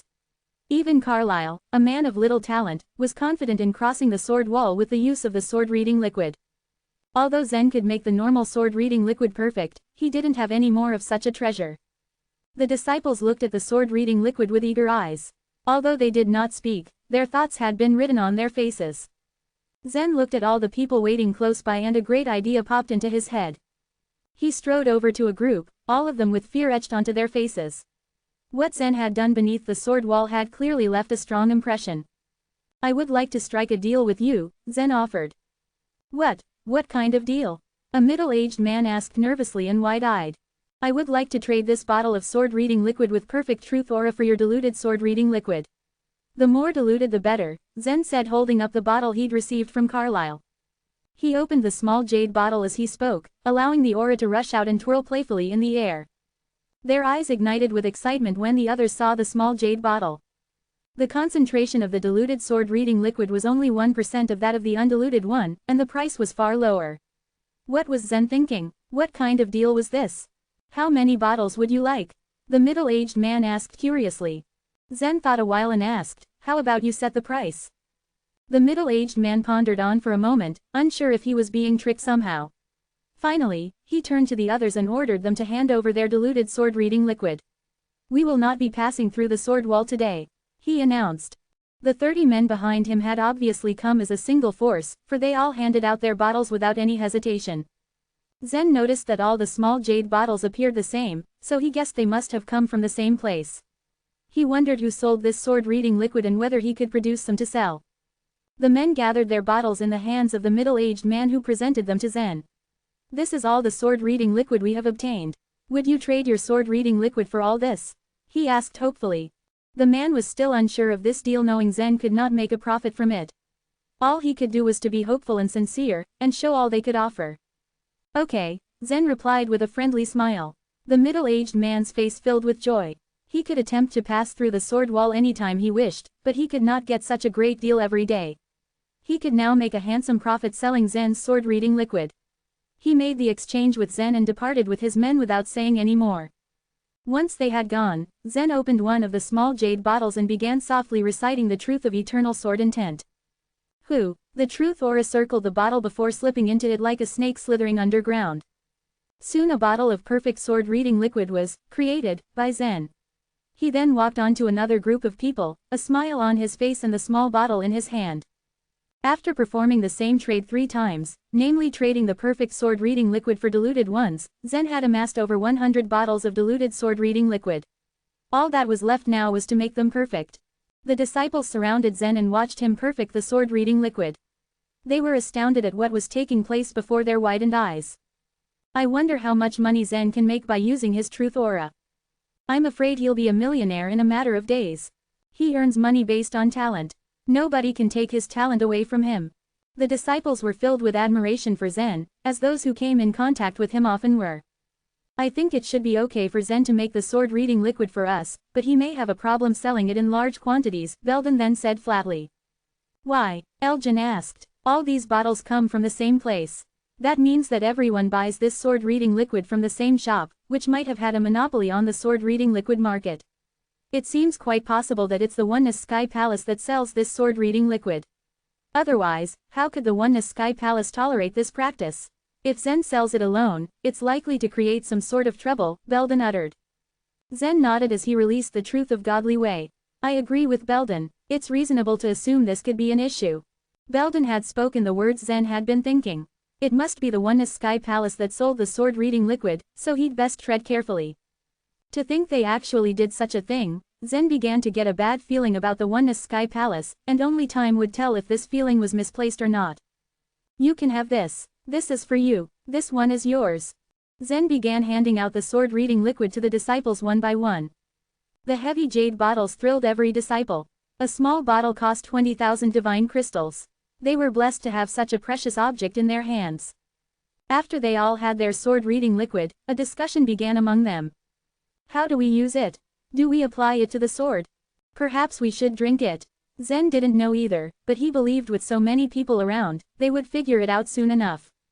They waited for another hour, and then the huge wall not far away suddenly began to tremble. Rumble. The trembling excited the crowd, and the anticipation of the next steps they would take began to build.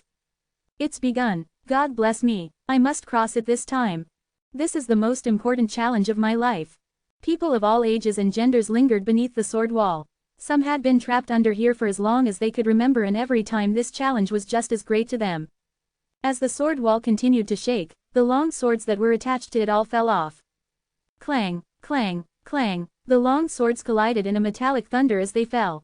After falling a bit, the swords seemed to possess a mind of their own and flew towards the other side of the wall, like a storm of swords had rained down from the sky. In the blink of an eye, the long swords which had been attached to the wall had now disappeared completely. A young man in a white robe walked out of the sword wall and said in a low voice, "The sword wall has been opened. Anyone who wishes to join the Oneness Sky Palace can hang your sword on the wall. In doing this, you may climb over the sword wall." Hearing these words, the disciples of the Sword Light Palace were stunned. This was much simpler than they imagined and only served to boost their confidence. How hard could it be? Don't take it lightly. Hanging the sword on the wall is not that easy. Most of them then took out the small jade bottles and gulped down the sword-reading liquid in one swig before rushing to the sword wall. It was time. Chapter 2635, Flag Masters. The rest of the disciples followed suit and drank each of their own sword-reading liquid up. The sword-reading liquid the disciples from the Sword Light Palace had was much purer than that of the others. After they drank it, the aura exuded by the truth of eternal sword intent from their bodies became intense. Most of the disciples from the Sword Light Palace had not completely mastered the truth of eternal sword intent yet. However, after drinking the sword-reading liquid, they all felt their heads surge with the truth of eternal sword intent.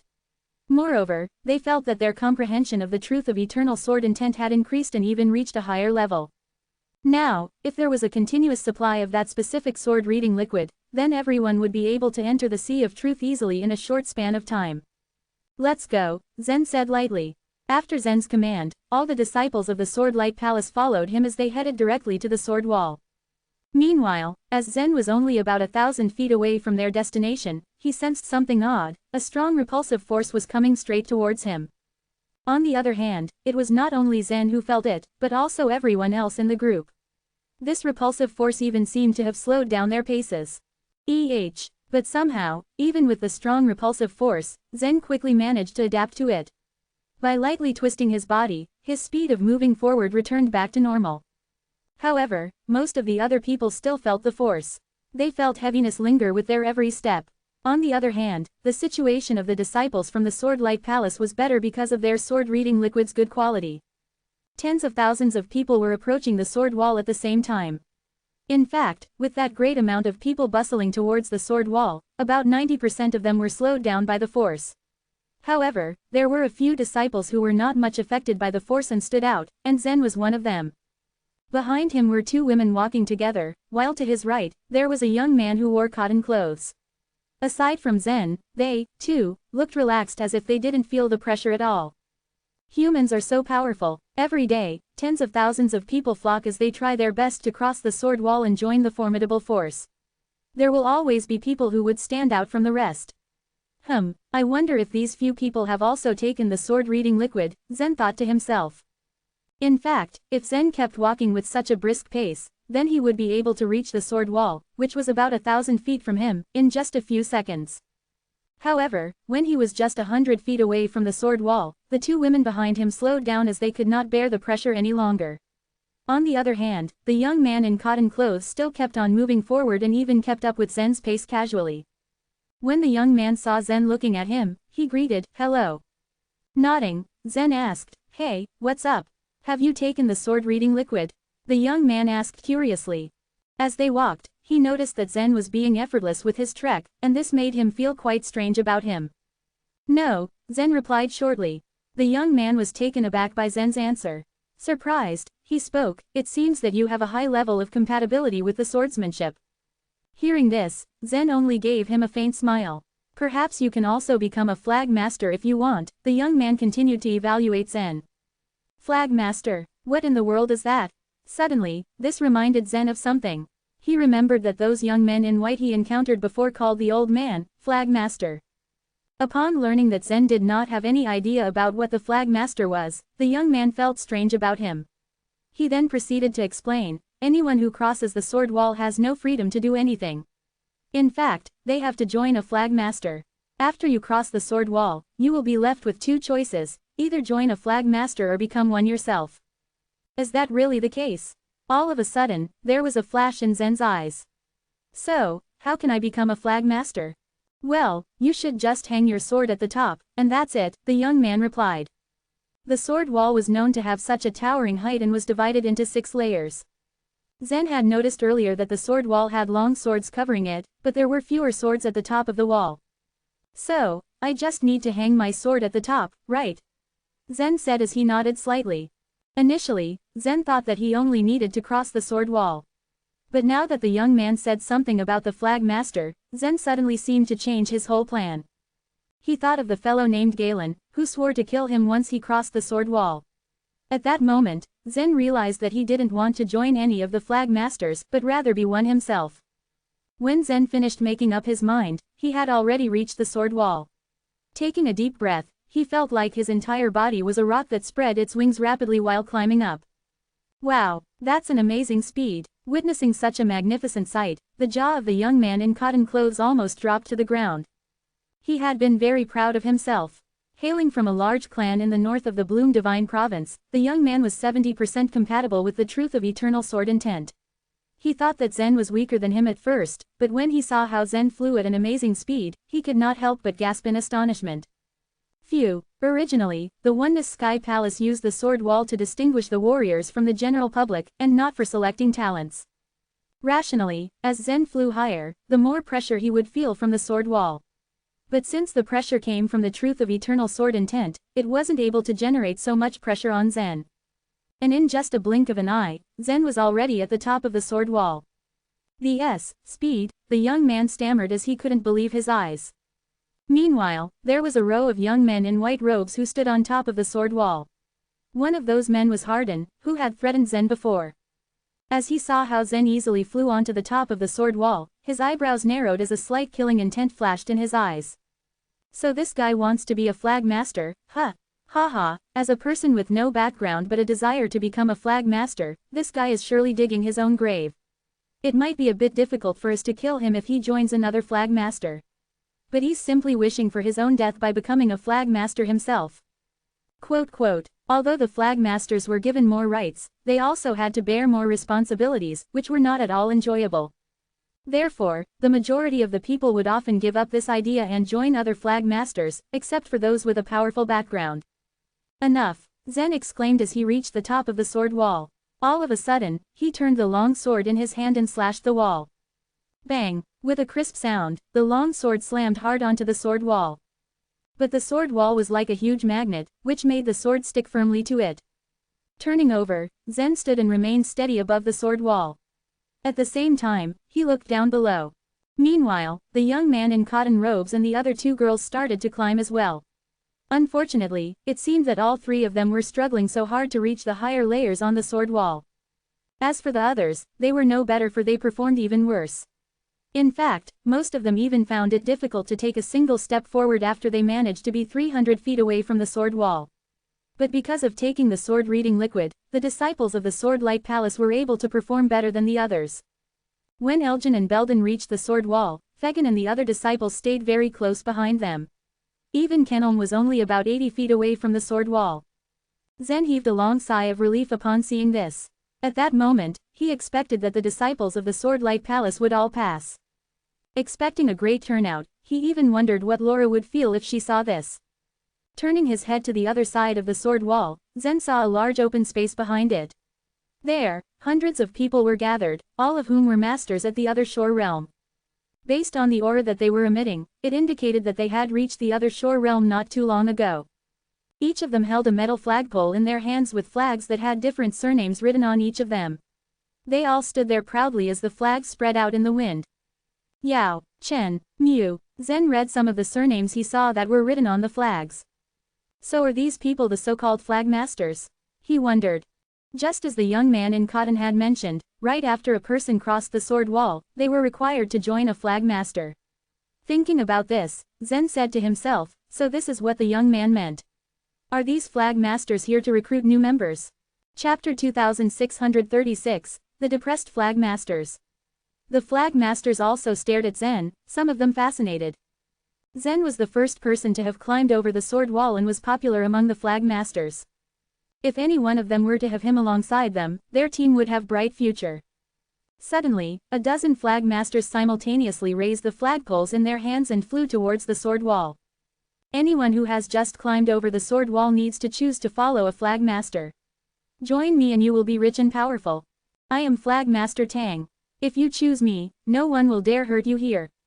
I am Flag Master. The flag masters sent frantic invitations to Zen, afraid that if they were any slower, he would join another flag master. Hardin flew down from the sword wall to convey a message. Flag Master Galen has said that if anyone dares take this guy into their team, they will become his opponent. I hope you will think it over before making any decision, flag masters. The flag masters looked concerned at this message. They had different cultivation bases. Galen was at a higher level among all of them. He also had a stronger backer. Therefore, some of these flag masters would reconsider if it was worth it to go against Galen and take Zen as their teammate. Hardin watched the flag masters retreat before turning to look at Zen with a smug smile on his face. He said, I told you. You will regret offending Flag Master Galen. But he had barely finished talking when two flag masters walked up to them. One of them had a broad forehead and a large mouth, and was more than 10 feet tall. He was wearing golden armor which glinted as he shouted in a rough voice, Young man, join me. I'm Par and I'm not afraid of Galen. The other flag master was a woman. She threw a sideways glance before saying, You can join me. There were many flag masters. Only some were not afraid of Galen. Not only were these two not afraid of Galen, but they also considered him to be their enemy. They wouldn't take Hardin's words seriously. The other flag masters looked regretful. The moment these two flag masters appeared, the other flag masters knew that they had no chance of drawing Zen over to their sides. But Zen clasped his hands together as a sign of respect to the two flag masters and said, Flag masters, I am not going to join any of you. Par, the man in the golden armor, had thought that Zen would say yes to his offer. After all, he was a picky flag master and would only accept warriors with potential. Now that Zen had won first place and he liked Zen so much, it was obvious that he would like to accept him as his teammate. But Zen's answer surprised him. You don't want to join me? He thought for a while before adding, Are you going to be a flag master yourself? That's exactly what I'm thinking of, Zen nodded. The expressions of the other flag masters shifted at this revelation. Zen was qualified to become a flag master since he had reached the 6th layer of the sword wall, something that most people wouldn't do. A flag master had greater authority than others and would not be restricted by any other flag masters. But they also had to face more trouble, including conflicts with other flag masters. To those present, Zen, who was at odds with Galen, should join the others to seek protection. But he was choosing to become a flag master himself. This was unbelievable. There used to be many people like you who hadn't reached the other shore realm but became flag masters. But such people have been rare in recent years. You have a conflict with Galen. Aren't you afraid of death? The female flag master asked Zen. Zen replied calmly, I haven't reached the other shore realm yet. But I will reach the realm in a few days. Wow, in a few days. You sound confident, the female flag master said, her eyebrows rising up as she smiled. A strange smile also appeared on the other flag masters' faces. No matter what age it was, crossing the sea of truth was difficult for a true god. But Zen made it sound like it was a piece of cake. Someone who could effortlessly pass through the sea of truth would probably be one of the talents from the Oneness Sky Palace. If Zen really had such talent, he wouldn't have had to struggle in this place. Par laughed. What else can I say? Good luck. As they were talking, the young man in cotton clothes, who had earlier been with Zen, also climbed over the sword wall. He heaved a long sigh of relief. It took him great effort to hang the sword on the 5th layer. And once he climbed over the wall, he looked up at Zen admiringly. Zen hadn't even lost a breath as he had climbed to the 6th layer of the sword wall. The young man believed that even if the sword wall were 3 times higher, Zen would still be able to scale it. The other flag masters turned to the young man. But before they could say anything, he flew down to Par and clasped his hands together, saying, Uncle Par, I made it. But I didn't come first. If it weren't for Zen, the man would have won the first place. He had promised Par that he would be the first to climb over the sword wall. Don't worry about that, you have done a good job, Par said with a wave of his hand. The other flag masters had originally wanted to invite the young man. But seeing that Par and the young man were family, they had no choice but to give up. The young man glanced at Zen and advised him, My friend, it would be absolutely the right choice to join my Uncle Par. It's difficult to become a flag master on your own, and you need to at least have 50 teammates. I'm afraid you can't recruit so many people in such a short time. He's ambitious, brave, and not afraid of death. That's his choice, Par interjected. He didn't want to force people who didn't want to join his team. But if Zen got into trouble, he didn't mind adding insult to injury. None of those who could be flag masters were soft-hearted. Soon, more and more people climbed over the sword wall. 2 women followed close on the heel of the young man. They walked towards the female flag master who had extended an invitation to Zen. It was obvious that they knew each other well. But to everyone's surprise, Elgin and Belden were next. Elgin and Belden had excellent talents in the Swordlight Palace. Here, they were only mediocre. But with the help of Zen's sword-reading liquid, their compatibility degree had greatly increased, and their speed was faster than that of others. Since the flag masters had failed to win the first 4 warriors, they would not want to miss the 5th and 6th warriors to climb over the sword wall. The flag masters were about to invite them when Elgin and Belden turned to look at Zen. I choose to be a flag master myself. Are you willing to join me? Zen asked, smiling. Of course, Elgin said and walked up to join Zen. Belden did not hesitate either. This was not even a choice. They couldn't have come this far without Zen. Elgin had always been jealous of Zen, but when he had recognized the difference between him and Zen, this feeling had disappeared. He was not ungrateful, because of which he was unwilling to join any other flag master. He had made up his mind to follow Zen. The flag masters were now depressed. The 5th and 6th warriors had finally climbed over the sword wall but had chosen to join Zen's team. More people climbed over the sword wall. On a closer look, they turned out to be more than 10 disciples from the Swordlight Palace, including Fegan. Chapter 2637, Get the Flag. Although Fegan, Jago and the other disciples were from the Sword Dance Palace, this did not mean they weren't talented. Their talents were only inferior to Belden's and Elgin's since those 2 were exceptionally gifted.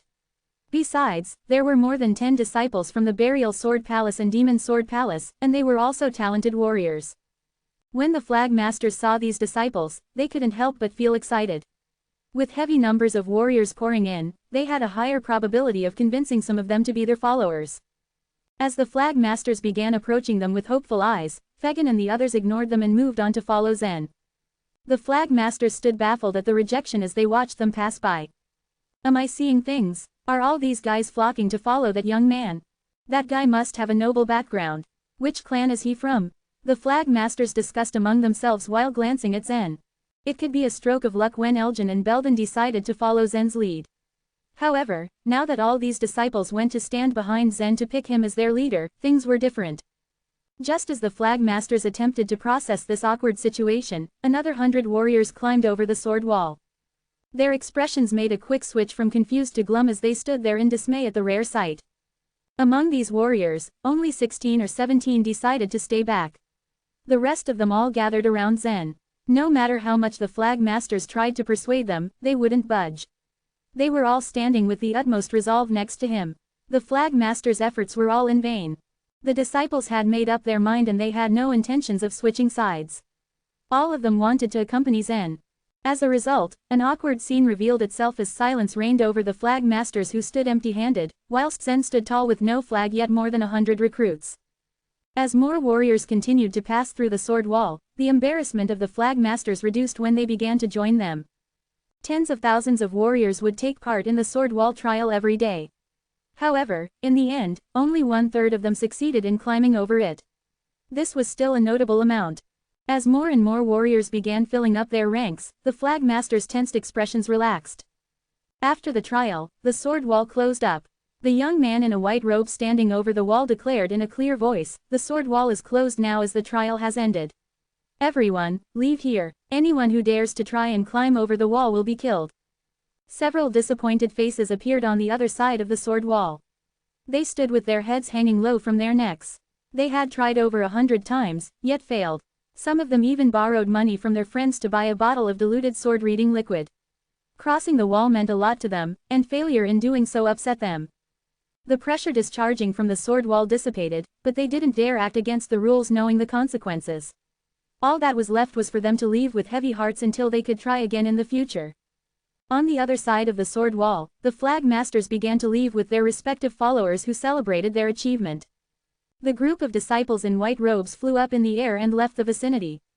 Hardin stared at Zen and gave him a cold smile before leaving with the other disciples. Looking baffled, Zen glanced in all directions, not knowing what to do next. He had never been a flag master, and he did not know the world behind the sword wall. The female flag master approached Zen with the two women. She gave him a big smile. "Brave young man, you don't know what to do next, right?" Before Zen could say anything, she continued, "Head north, and you'll reach the foot of the Oneness Mountain after covering 1,000 miles. There you'll see a city called Dragon City. You can get your flag outside the city." "What is the use of this flag?" Zen asked curiously as he shrugged. The female flag master shook her head in disappointment and said curtly, "How dare you be a flag master while knowing nothing? The resources and missions the Oneness Sky Palace provide are all in the Dragon City. Only flag masters can enter the city. You will know once you get there to retrieve the flag. Besides..." She paused to look up at the sky. A dark expression painted across her face. It was already dusk and the sky was getting darker and darker as it chased away the sun. "You have to get your flag before it goes dark, or you will be in danger. Hurry up. Good luck to you, young man." Then she turned around and continued to walk with the two women by her side. Since she only came for the women walking beside her, she was supposed to leave after the two women joined her. But she stayed back to guide Zen on what to do. Zen frowned at her warning. "We will be in danger if we fail to get the flag before it gets dark." "What does that mean?" Kenelm asked, giving in to his curiosity. Belden thought for a moment before responding, "This is the Oneness Sky Palace's territory. There can't be any non-human creatures. The only possible danger is from other people, right?" Zen nodded in agreement with Belden. "Hardin wanted to give me a hard time. But ever since I climbed over the sword wall, he hasn't tried to attack me. I guess the rules change after it gets dark." After discussing among themselves, they speculated that the female flag master meant someone was most likely to attack them after dark. "But even so, what's the use of getting a flag?" Jago asked while he caressed his chin. Zen bit his lip and shook his head. "I'm not sure, but it should be very important. There are only 2 hours left before dark. As the woman said, we'll know when we get there." Following the instructions of the female flag master, they journeyed 1,000 miles north. Upon reaching their destination, they looked up to find a city so white that it was almost like it was dipped in snow. The city seemed to be carved with intricate designs made out of white jade. The pearly white color of the jade made it look pure and serene. As Zen walked ahead with the disciples, 2 guards at the gate of the city clad in iron armor stopped them in their tracks. They intertwined their jade swords to block their path. "Stop, only the flag masters are allowed to enter the Dragon City." Zen raised his hands in protest. "I am a flag master. Where can I get my flag?" The guards scanned Zen, looking puzzled. They had seldom seen someone who hadn't reached the other shore realm come to get a flag. They finally snapped out of their confusion when one of them pointed to the side and said, "There." Zen tilted his head to the side and noticed a small door. He waved the guards goodbye and walked towards it. As he opened the door and walked in, His eyes fell on a half-naked old man. He instinctively attempted to scan his aura but was unable to. The old man had no hint of power fluctuating from within his body. Naturally, Zen concluded him to be a mere mortal like the ones in his inner world. Zen felt odd. This old man seemed to be even weaker than the divine citizens in the divine land. This was unbelievable. Have you come for your flag? The old man asked while stroking his chin. Zen nodded. Yes. The old man drew out a tag hanging on the wall as he spoke. Only one person managed to hang the sword on the 6th layer of the sword wall today. Was it you? Yes, it was, replied Zen. The old man continued to walk to the corner of the room. He struggled to carry the weight of his body as he lifted his feet and stumbled with his steps. He raised one of the flagpoles and threw it at Zen while saying, "You should find your territory before night. Otherwise, you might get killed." My territory? Zen narrowed his eyes. With a smile, the old man demonstrated what he meant by stabbing the ground with a flagpole. Insert the flagpole into the ground and you will know. Can I insert the flagpole in any space outside? Zen asked again while raising the flagpole in his hands. Of course you can, as long as you can insert it into the ground, the old man said with a weak grin. Zen didn't understand what was so hard in just inserting the flagpole into the ground. He walked out from the room carrying the flagpole, and kept thinking about what the old man had told him. But Zen didn't dare underestimate the old man. His ability to suppress his aura impressed him. Even he was unable to pull off such a technique. Chapter 2638, Obstruction. As soon as Zen came out of the small door, the disciples who had been waiting outside the Dragon City quickly surrounded him. Come with me, Zen said gently. At once, he led the disciples to the open space just outside of the Dragon City. The disciples felt confused but followed him anyway. Zen looked around until he found the perfect place. As he settled, he tried to insert the flagpole into the ground. As he did this, he felt a strong repulsive force coming from the ground. Zen was not able to resist it at all, causing the flagpole in his hand to bounce away. The impact was so huge that he was thrown into the air. Soon after, he landed heavily on the ground with a loud thud. Now that's powerful, Zen exclaimed, shocked. Despite the flat area, Zen was unable to insert the flagpole into the ground. Ha ha ha, what an ignorant bloke.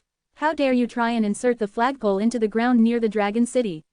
How could a mere flag master like you take a share in this land? An arrogant voice suddenly echoed from the distance. When the disciples heard the laughter, they all glared at the owner of the voice. The voice belonged to a flag master who carried a flagpole on his shoulder.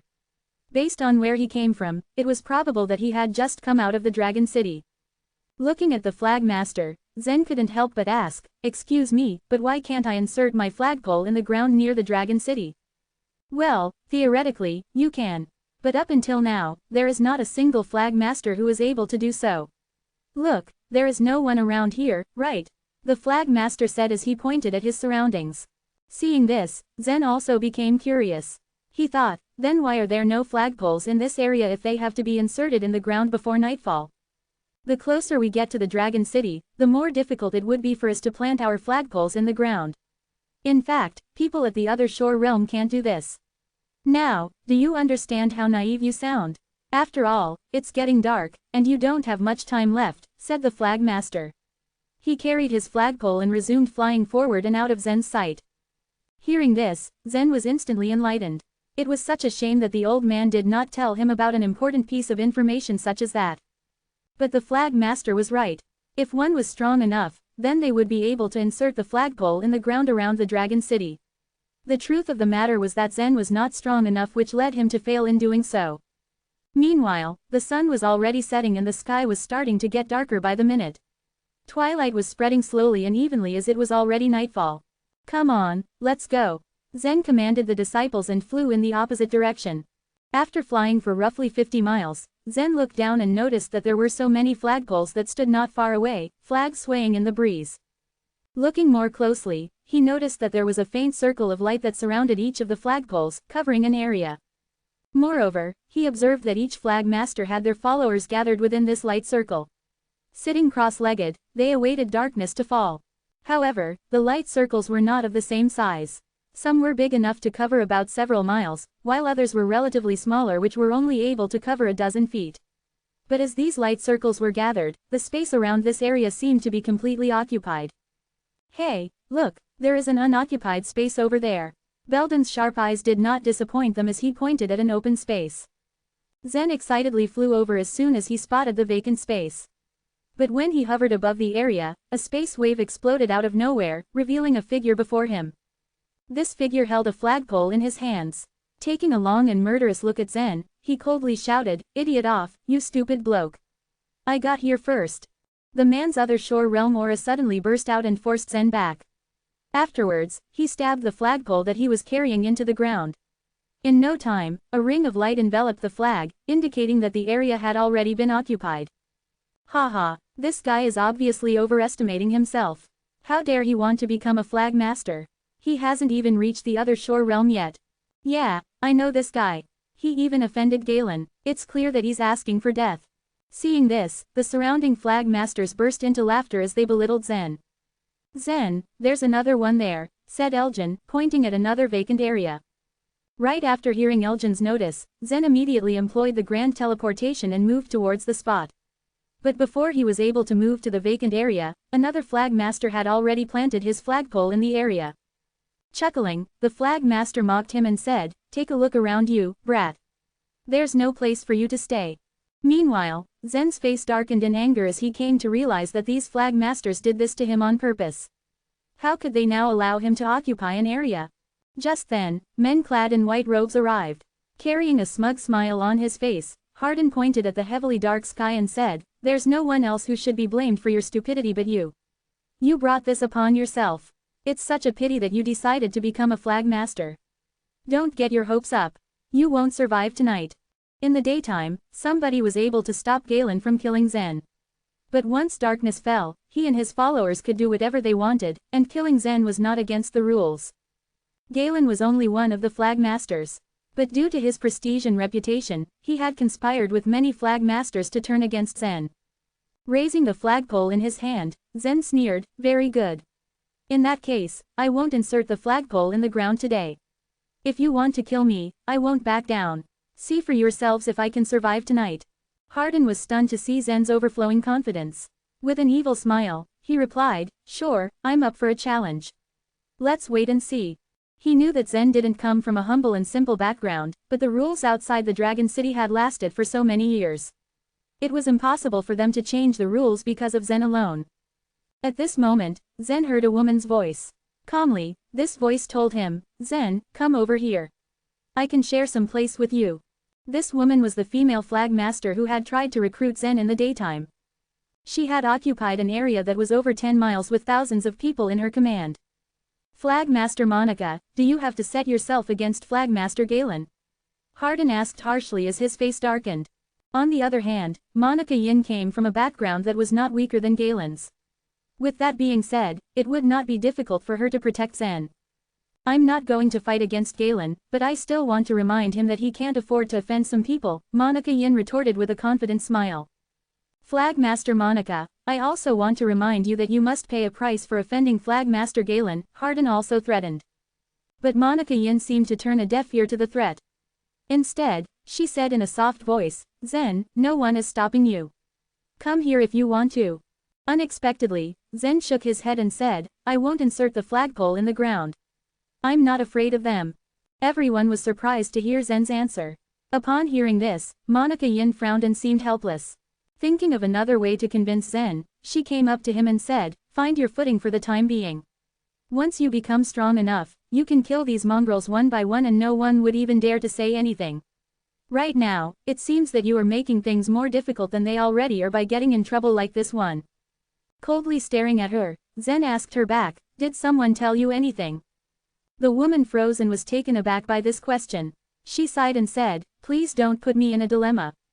The other flag masters in the area who heard their conversation were astonished.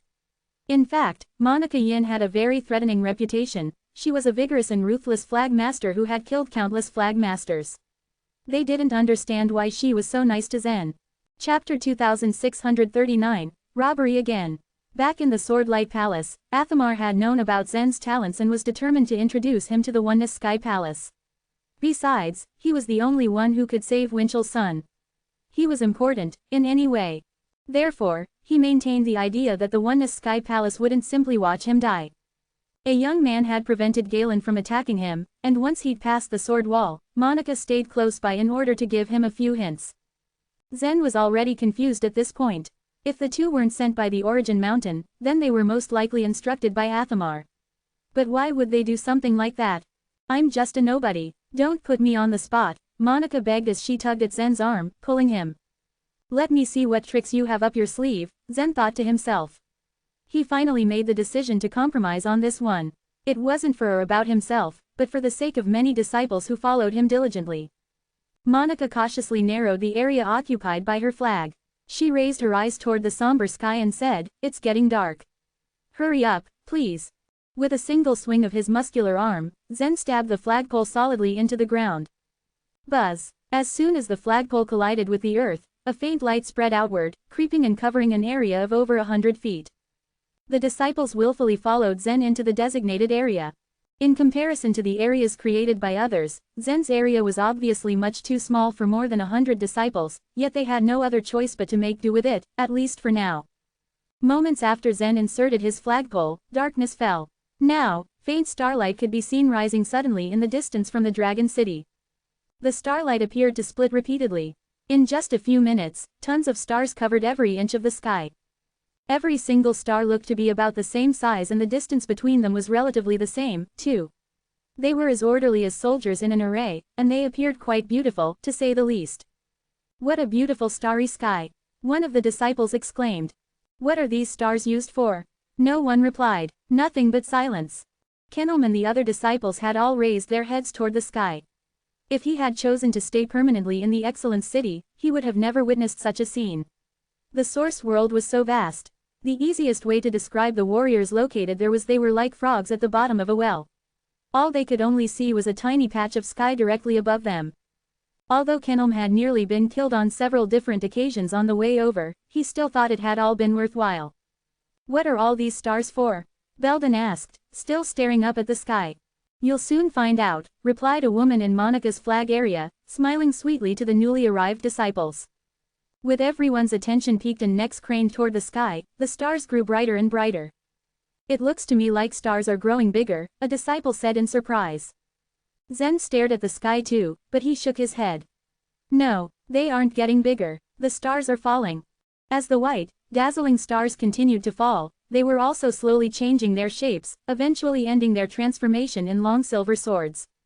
Swish, swish, swish, like raindrops, countless silver swords fell into the flag-covered areas, gathering into the flagpoles. The flagpoles functioned like storage boxes for the thin, sharp silver swords. Everyone present felt a special energy. It made their skin tingle. "What a pure truth aura!"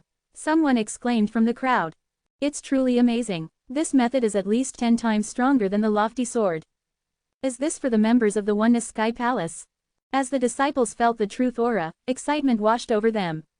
Not only that, the stars have already mixed with the soul pills, which have a great benefit to the warriors at the other shore realm, too.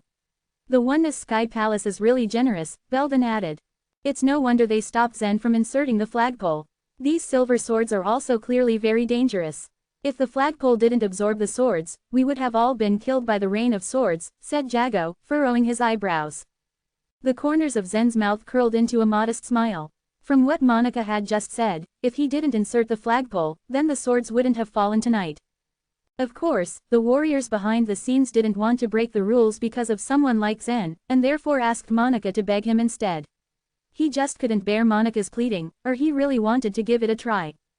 The swords continued slipping into the flagpoles, spreading out to everyone beneath the flags. All the disciples closed their eyes and began to comprehend the truth of godly way. Elgin and Belden, on their behalf, left for their journey to the Sea of Truth. Silence reigned in the surroundings. No one wasted any time when it came to cultivation. Zen quietly activated the truth of godly way and left for the Sea of Truth as well. By the time Zen had condensed his truth boat, Dorothy was already there waiting for him. She caught sight of him first. "Zen," Dorothy greeted in a kind tone. "Hi," Zen responded nonchalantly as he continued driving his boat slowly forward and past her. "Are you angry at me?" Dorothy asked, lowering her voice this time. "You saved my life. How could I be mad at you?" Zen replied, in the same flat tone. Clatter. Dorothy sped forward to catch up with Zen and then slowed to the same pace as him. she said quietly. In fact, Aunt Daisy isn't like this all the time. She has her own unspeakable reasons. Just forget it. You don't have to worry about anything. I'll take care of it. I'll save her son, Zen replied. Dorothy gently bit her lips. Zen still seemed rather unhappy and she couldn't figure out why. In the moment, she didn't know what to say and thus, she just drove her truth boat in order to follow behind him. Beneath the endless sword baptism earlier, Zen had felt his soul of light becoming stronger. Although the swords hadn't been as effective as the soul pills whose effect could only last for a short period of time, they wouldn't stop falling until the next morning. As he had made up his mind, Zen didn't want to overthink things. He lost no time in crossing the Sea of Truth. 2 hours later, Zen was near the third line, which was a little more difficult to cross than the second one. However, with the combined help of both the soul pills and the swords, he managed to get through it and ride the waves pretty smoothly. Dorothy made no attempt to hide her strength anymore. The necklace on her chest erupted with a strong soul aura, and she quickly followed Zen through the third line with ease. She'd let herself believe that Zen would stop after getting through the third line, but by the looks of it, she had been wrong. In fact, Zen seemed to be moving faster against the roaring waves than ever before. Wait for me, are you going to cross the fourth line? Dorothy called loudly. Isn't your cousin still waiting for my help? Zen shouted his question back at her. There's no reason to hurry like this. Don't put yourself in danger, Dorothy said in a calmer voice. However, Zen had no intentions of stopping whatsoever. Instead, he kept driving his boat forward, despite the fact that the sea water was becoming colder and colder. It wasn't before long that Zen reached the fourth line and he began to try crossing it. At this point, Dorothy felt like she had no choice and she gobbled 3 soul pills at once. Her soul aura increased greatly as she caught up with Zen's pace once again. Crossing 2 lines in the Sea of Truth without stopping brought an immense pressure on Dorothy, and she could barely withstand it. She was a little tired. As soon as they crossed the fourth line though, 3 truth boats suddenly surrounded them in a pyramid shape. Congratulations. Crossing the fourth line must have been quite a task. Am I right? Someone asked jokingly from one of the strange boats. Hand over all the soul pills you have immediately, or we'll make you suffer like you've never suffered before. Another of the strangers chimed in. Give us the soul pills, or die here. It's that simple. Any warrior who had just successfully crossed the fourth line was bound to be very tired. These 3 individuals had lurked here for a very long time, just waiting for their next victim. They had undoubtedly become even more arrogant after they profitably robbed others several times. Zen glanced at each of them indifferently, sensing their truth of eternal sword intent. Do any of you have a death wish? He asked coldly. Chapter 2640, An Enormous Deal. Zen hadn't consumed much of his soul power even after crossing the fourth line. Dorothy suspected that he was gathering his soul power and was about to use it for his next move. Slightly furrowing her brows, she gently pressed on the necklace of mystic soul that dangled from her chest. The jewel began to emit a strong soul aura. The 3 warriors were surprised upon feeling the aura from Dorothy's necklace of mystic soul. Realizing that Zen and Dorothy were not the types of people to be dealt with lightly, they turned around and ran away. You're here now. Do you still wish to retreat? Zen demanded an answer to his question coldly as he attempted to control the truth boat to catch up to those warriors. However, Dorothy was 1 step ahead of Zen and blocked him. The 2 truth boats bumped into each other lightly with a stifled sound. Why did you stop me? Zen demanded callously. Dorothy silently gazed at Zen's silhouette with a gentle look in her eyes. Although he couldn't see her face, Zen could still feel Dorothy's calmness through her soul of light. This managed to soothe him as well. The Dragon City has affected you. Dorothy realized with a chuckle. Affected? Zen was stunned. Yes, she replied. You're not from the source world, so you're unaware of how venomous the Dragon City can be. The Dragon City is a venomous place, Zen repeated, chewing her words over. Yes, think of Dragon City as a tempting, yet highly malicious place that constantly attracts people from all over the world to join it, like a honeypot that attracts bugs. It may be easy to enter, but it's quite the opposite when it comes to living in it. Only those who survive within the city are eligible to become the best oneness guards. Some may start with mediocre talent, but after becoming a oneness guard, they grow even stronger than the members of our Origin Mountain and the Oneness Mountain. Dorothy explained calmly. Upon entering the Bloom Divine Province, Zen was disappointed. He realized that the actual Oneness Sky Palace was drastically different from what he had heard from others. His state of mind became more irritable along with the sadness and aggravation he felt. Even Dorothy's explanation couldn't bring him any relief. He sneered, so you're telling me that I was treated as a lowly bug that was thrown to the Dragon City to be tested? Dorothy meant that once several venomous bugs were gathered together to fight, only one would emerge as a true survivor. She had made it clear, so Zen could make such an assumption. But they don't wish to be constantly hostile towards you or let you die. Perhaps they just want to help you improve, Dorothy suggested. You mean, to sharpen me? To train me? Zen asked with a smile on his lips. He completely understood their acts. After all, Athamar and Winchell knew nothing about his background. If he was in their shoes, Zen would have probably made the same choice if he was presented with a mysterious yet talented warrior. They weren't expecting such action to cause such an unpleasant effect. In the end, they had no choice and ordered Monica to appease him. No matter the outcome, choosing the Oneness Sky Palace will be a decision you won't regret. Moreover, I'll be helping you, Dorothy assured softly. Hearing the sincerity in her words, Zen sighed and then nodded. Yes, I see that. As they continued talking, the truth boats floated forward at a slow pace. Right then and there, Zen noticed a yellow-tinged portion of the sea in front of them. Zen narrowed his eyes and also discovered that the yellow seawater was slowly rotating. He asked, "Is this a large whirlpool?" Dorothy had mentioned earlier that whenever a huge whirlpool formed in a certain sea area, various races did whatever they could to dye the water within the whirlpool. I believe so. Let's get a closer look, shall we? Dorothy suggested with a smile. This was Dorothy's first time to see an enormous dyed whirlpool. A few truth boats were roaming the sea. The warriors on the boats took care to distance themselves from the whirlpool. They were left confused and shocked upon seeing Zen and Dorothy get closer to it. One false move would lead to more danger and, ultimately, their deaths. What these people didn't know was that Zen and Dorothy had experienced escaping a huge whirlpool like this one before. Hence, they were fearless. However, this whirlpool had been around for a long time. Those who fell into it were dragged into its center and didn't dare return to the Sea of Truth ever since. At its edge, they saw no one. But then suddenly, the shadow of a small boat appeared at the whirlpool's edge just as Zen and Dorothy were about to bypass it. Squeak. Hey, you two, wait a minute. The truth boat was only half as high as a person. Within it stood a short mouse. What is that? It's an ear mouse. Dorothy was stunned and Zen stopped rowing the truth boat. Help! Squeak! The ear mouse cried in an awkward tone. If one falls into this whirlpool, it will be impossible to escape. How can we save you? Dorothy asked as she glanced at the mouse. Although she was sure Zen could save it, she was uncertain if he would be in trouble if the candle was taken away. The Sea of Truth was so large that Zen couldn't save everyone who was trapped by the whirlpools. Squeak! I've heard that there's a human who could stop this whirlpool. Are you that person? The ear mouse asked with hope. Zen and Dorothy smiled upon hearing this. The members of the ear mouse race were quite updated and well informed. After Zen managed to stop the huge whirlpool, he managed to save not only Dorothy but numerous humans and individuals from other races. The news that someone could break the whirlpool had spread fast.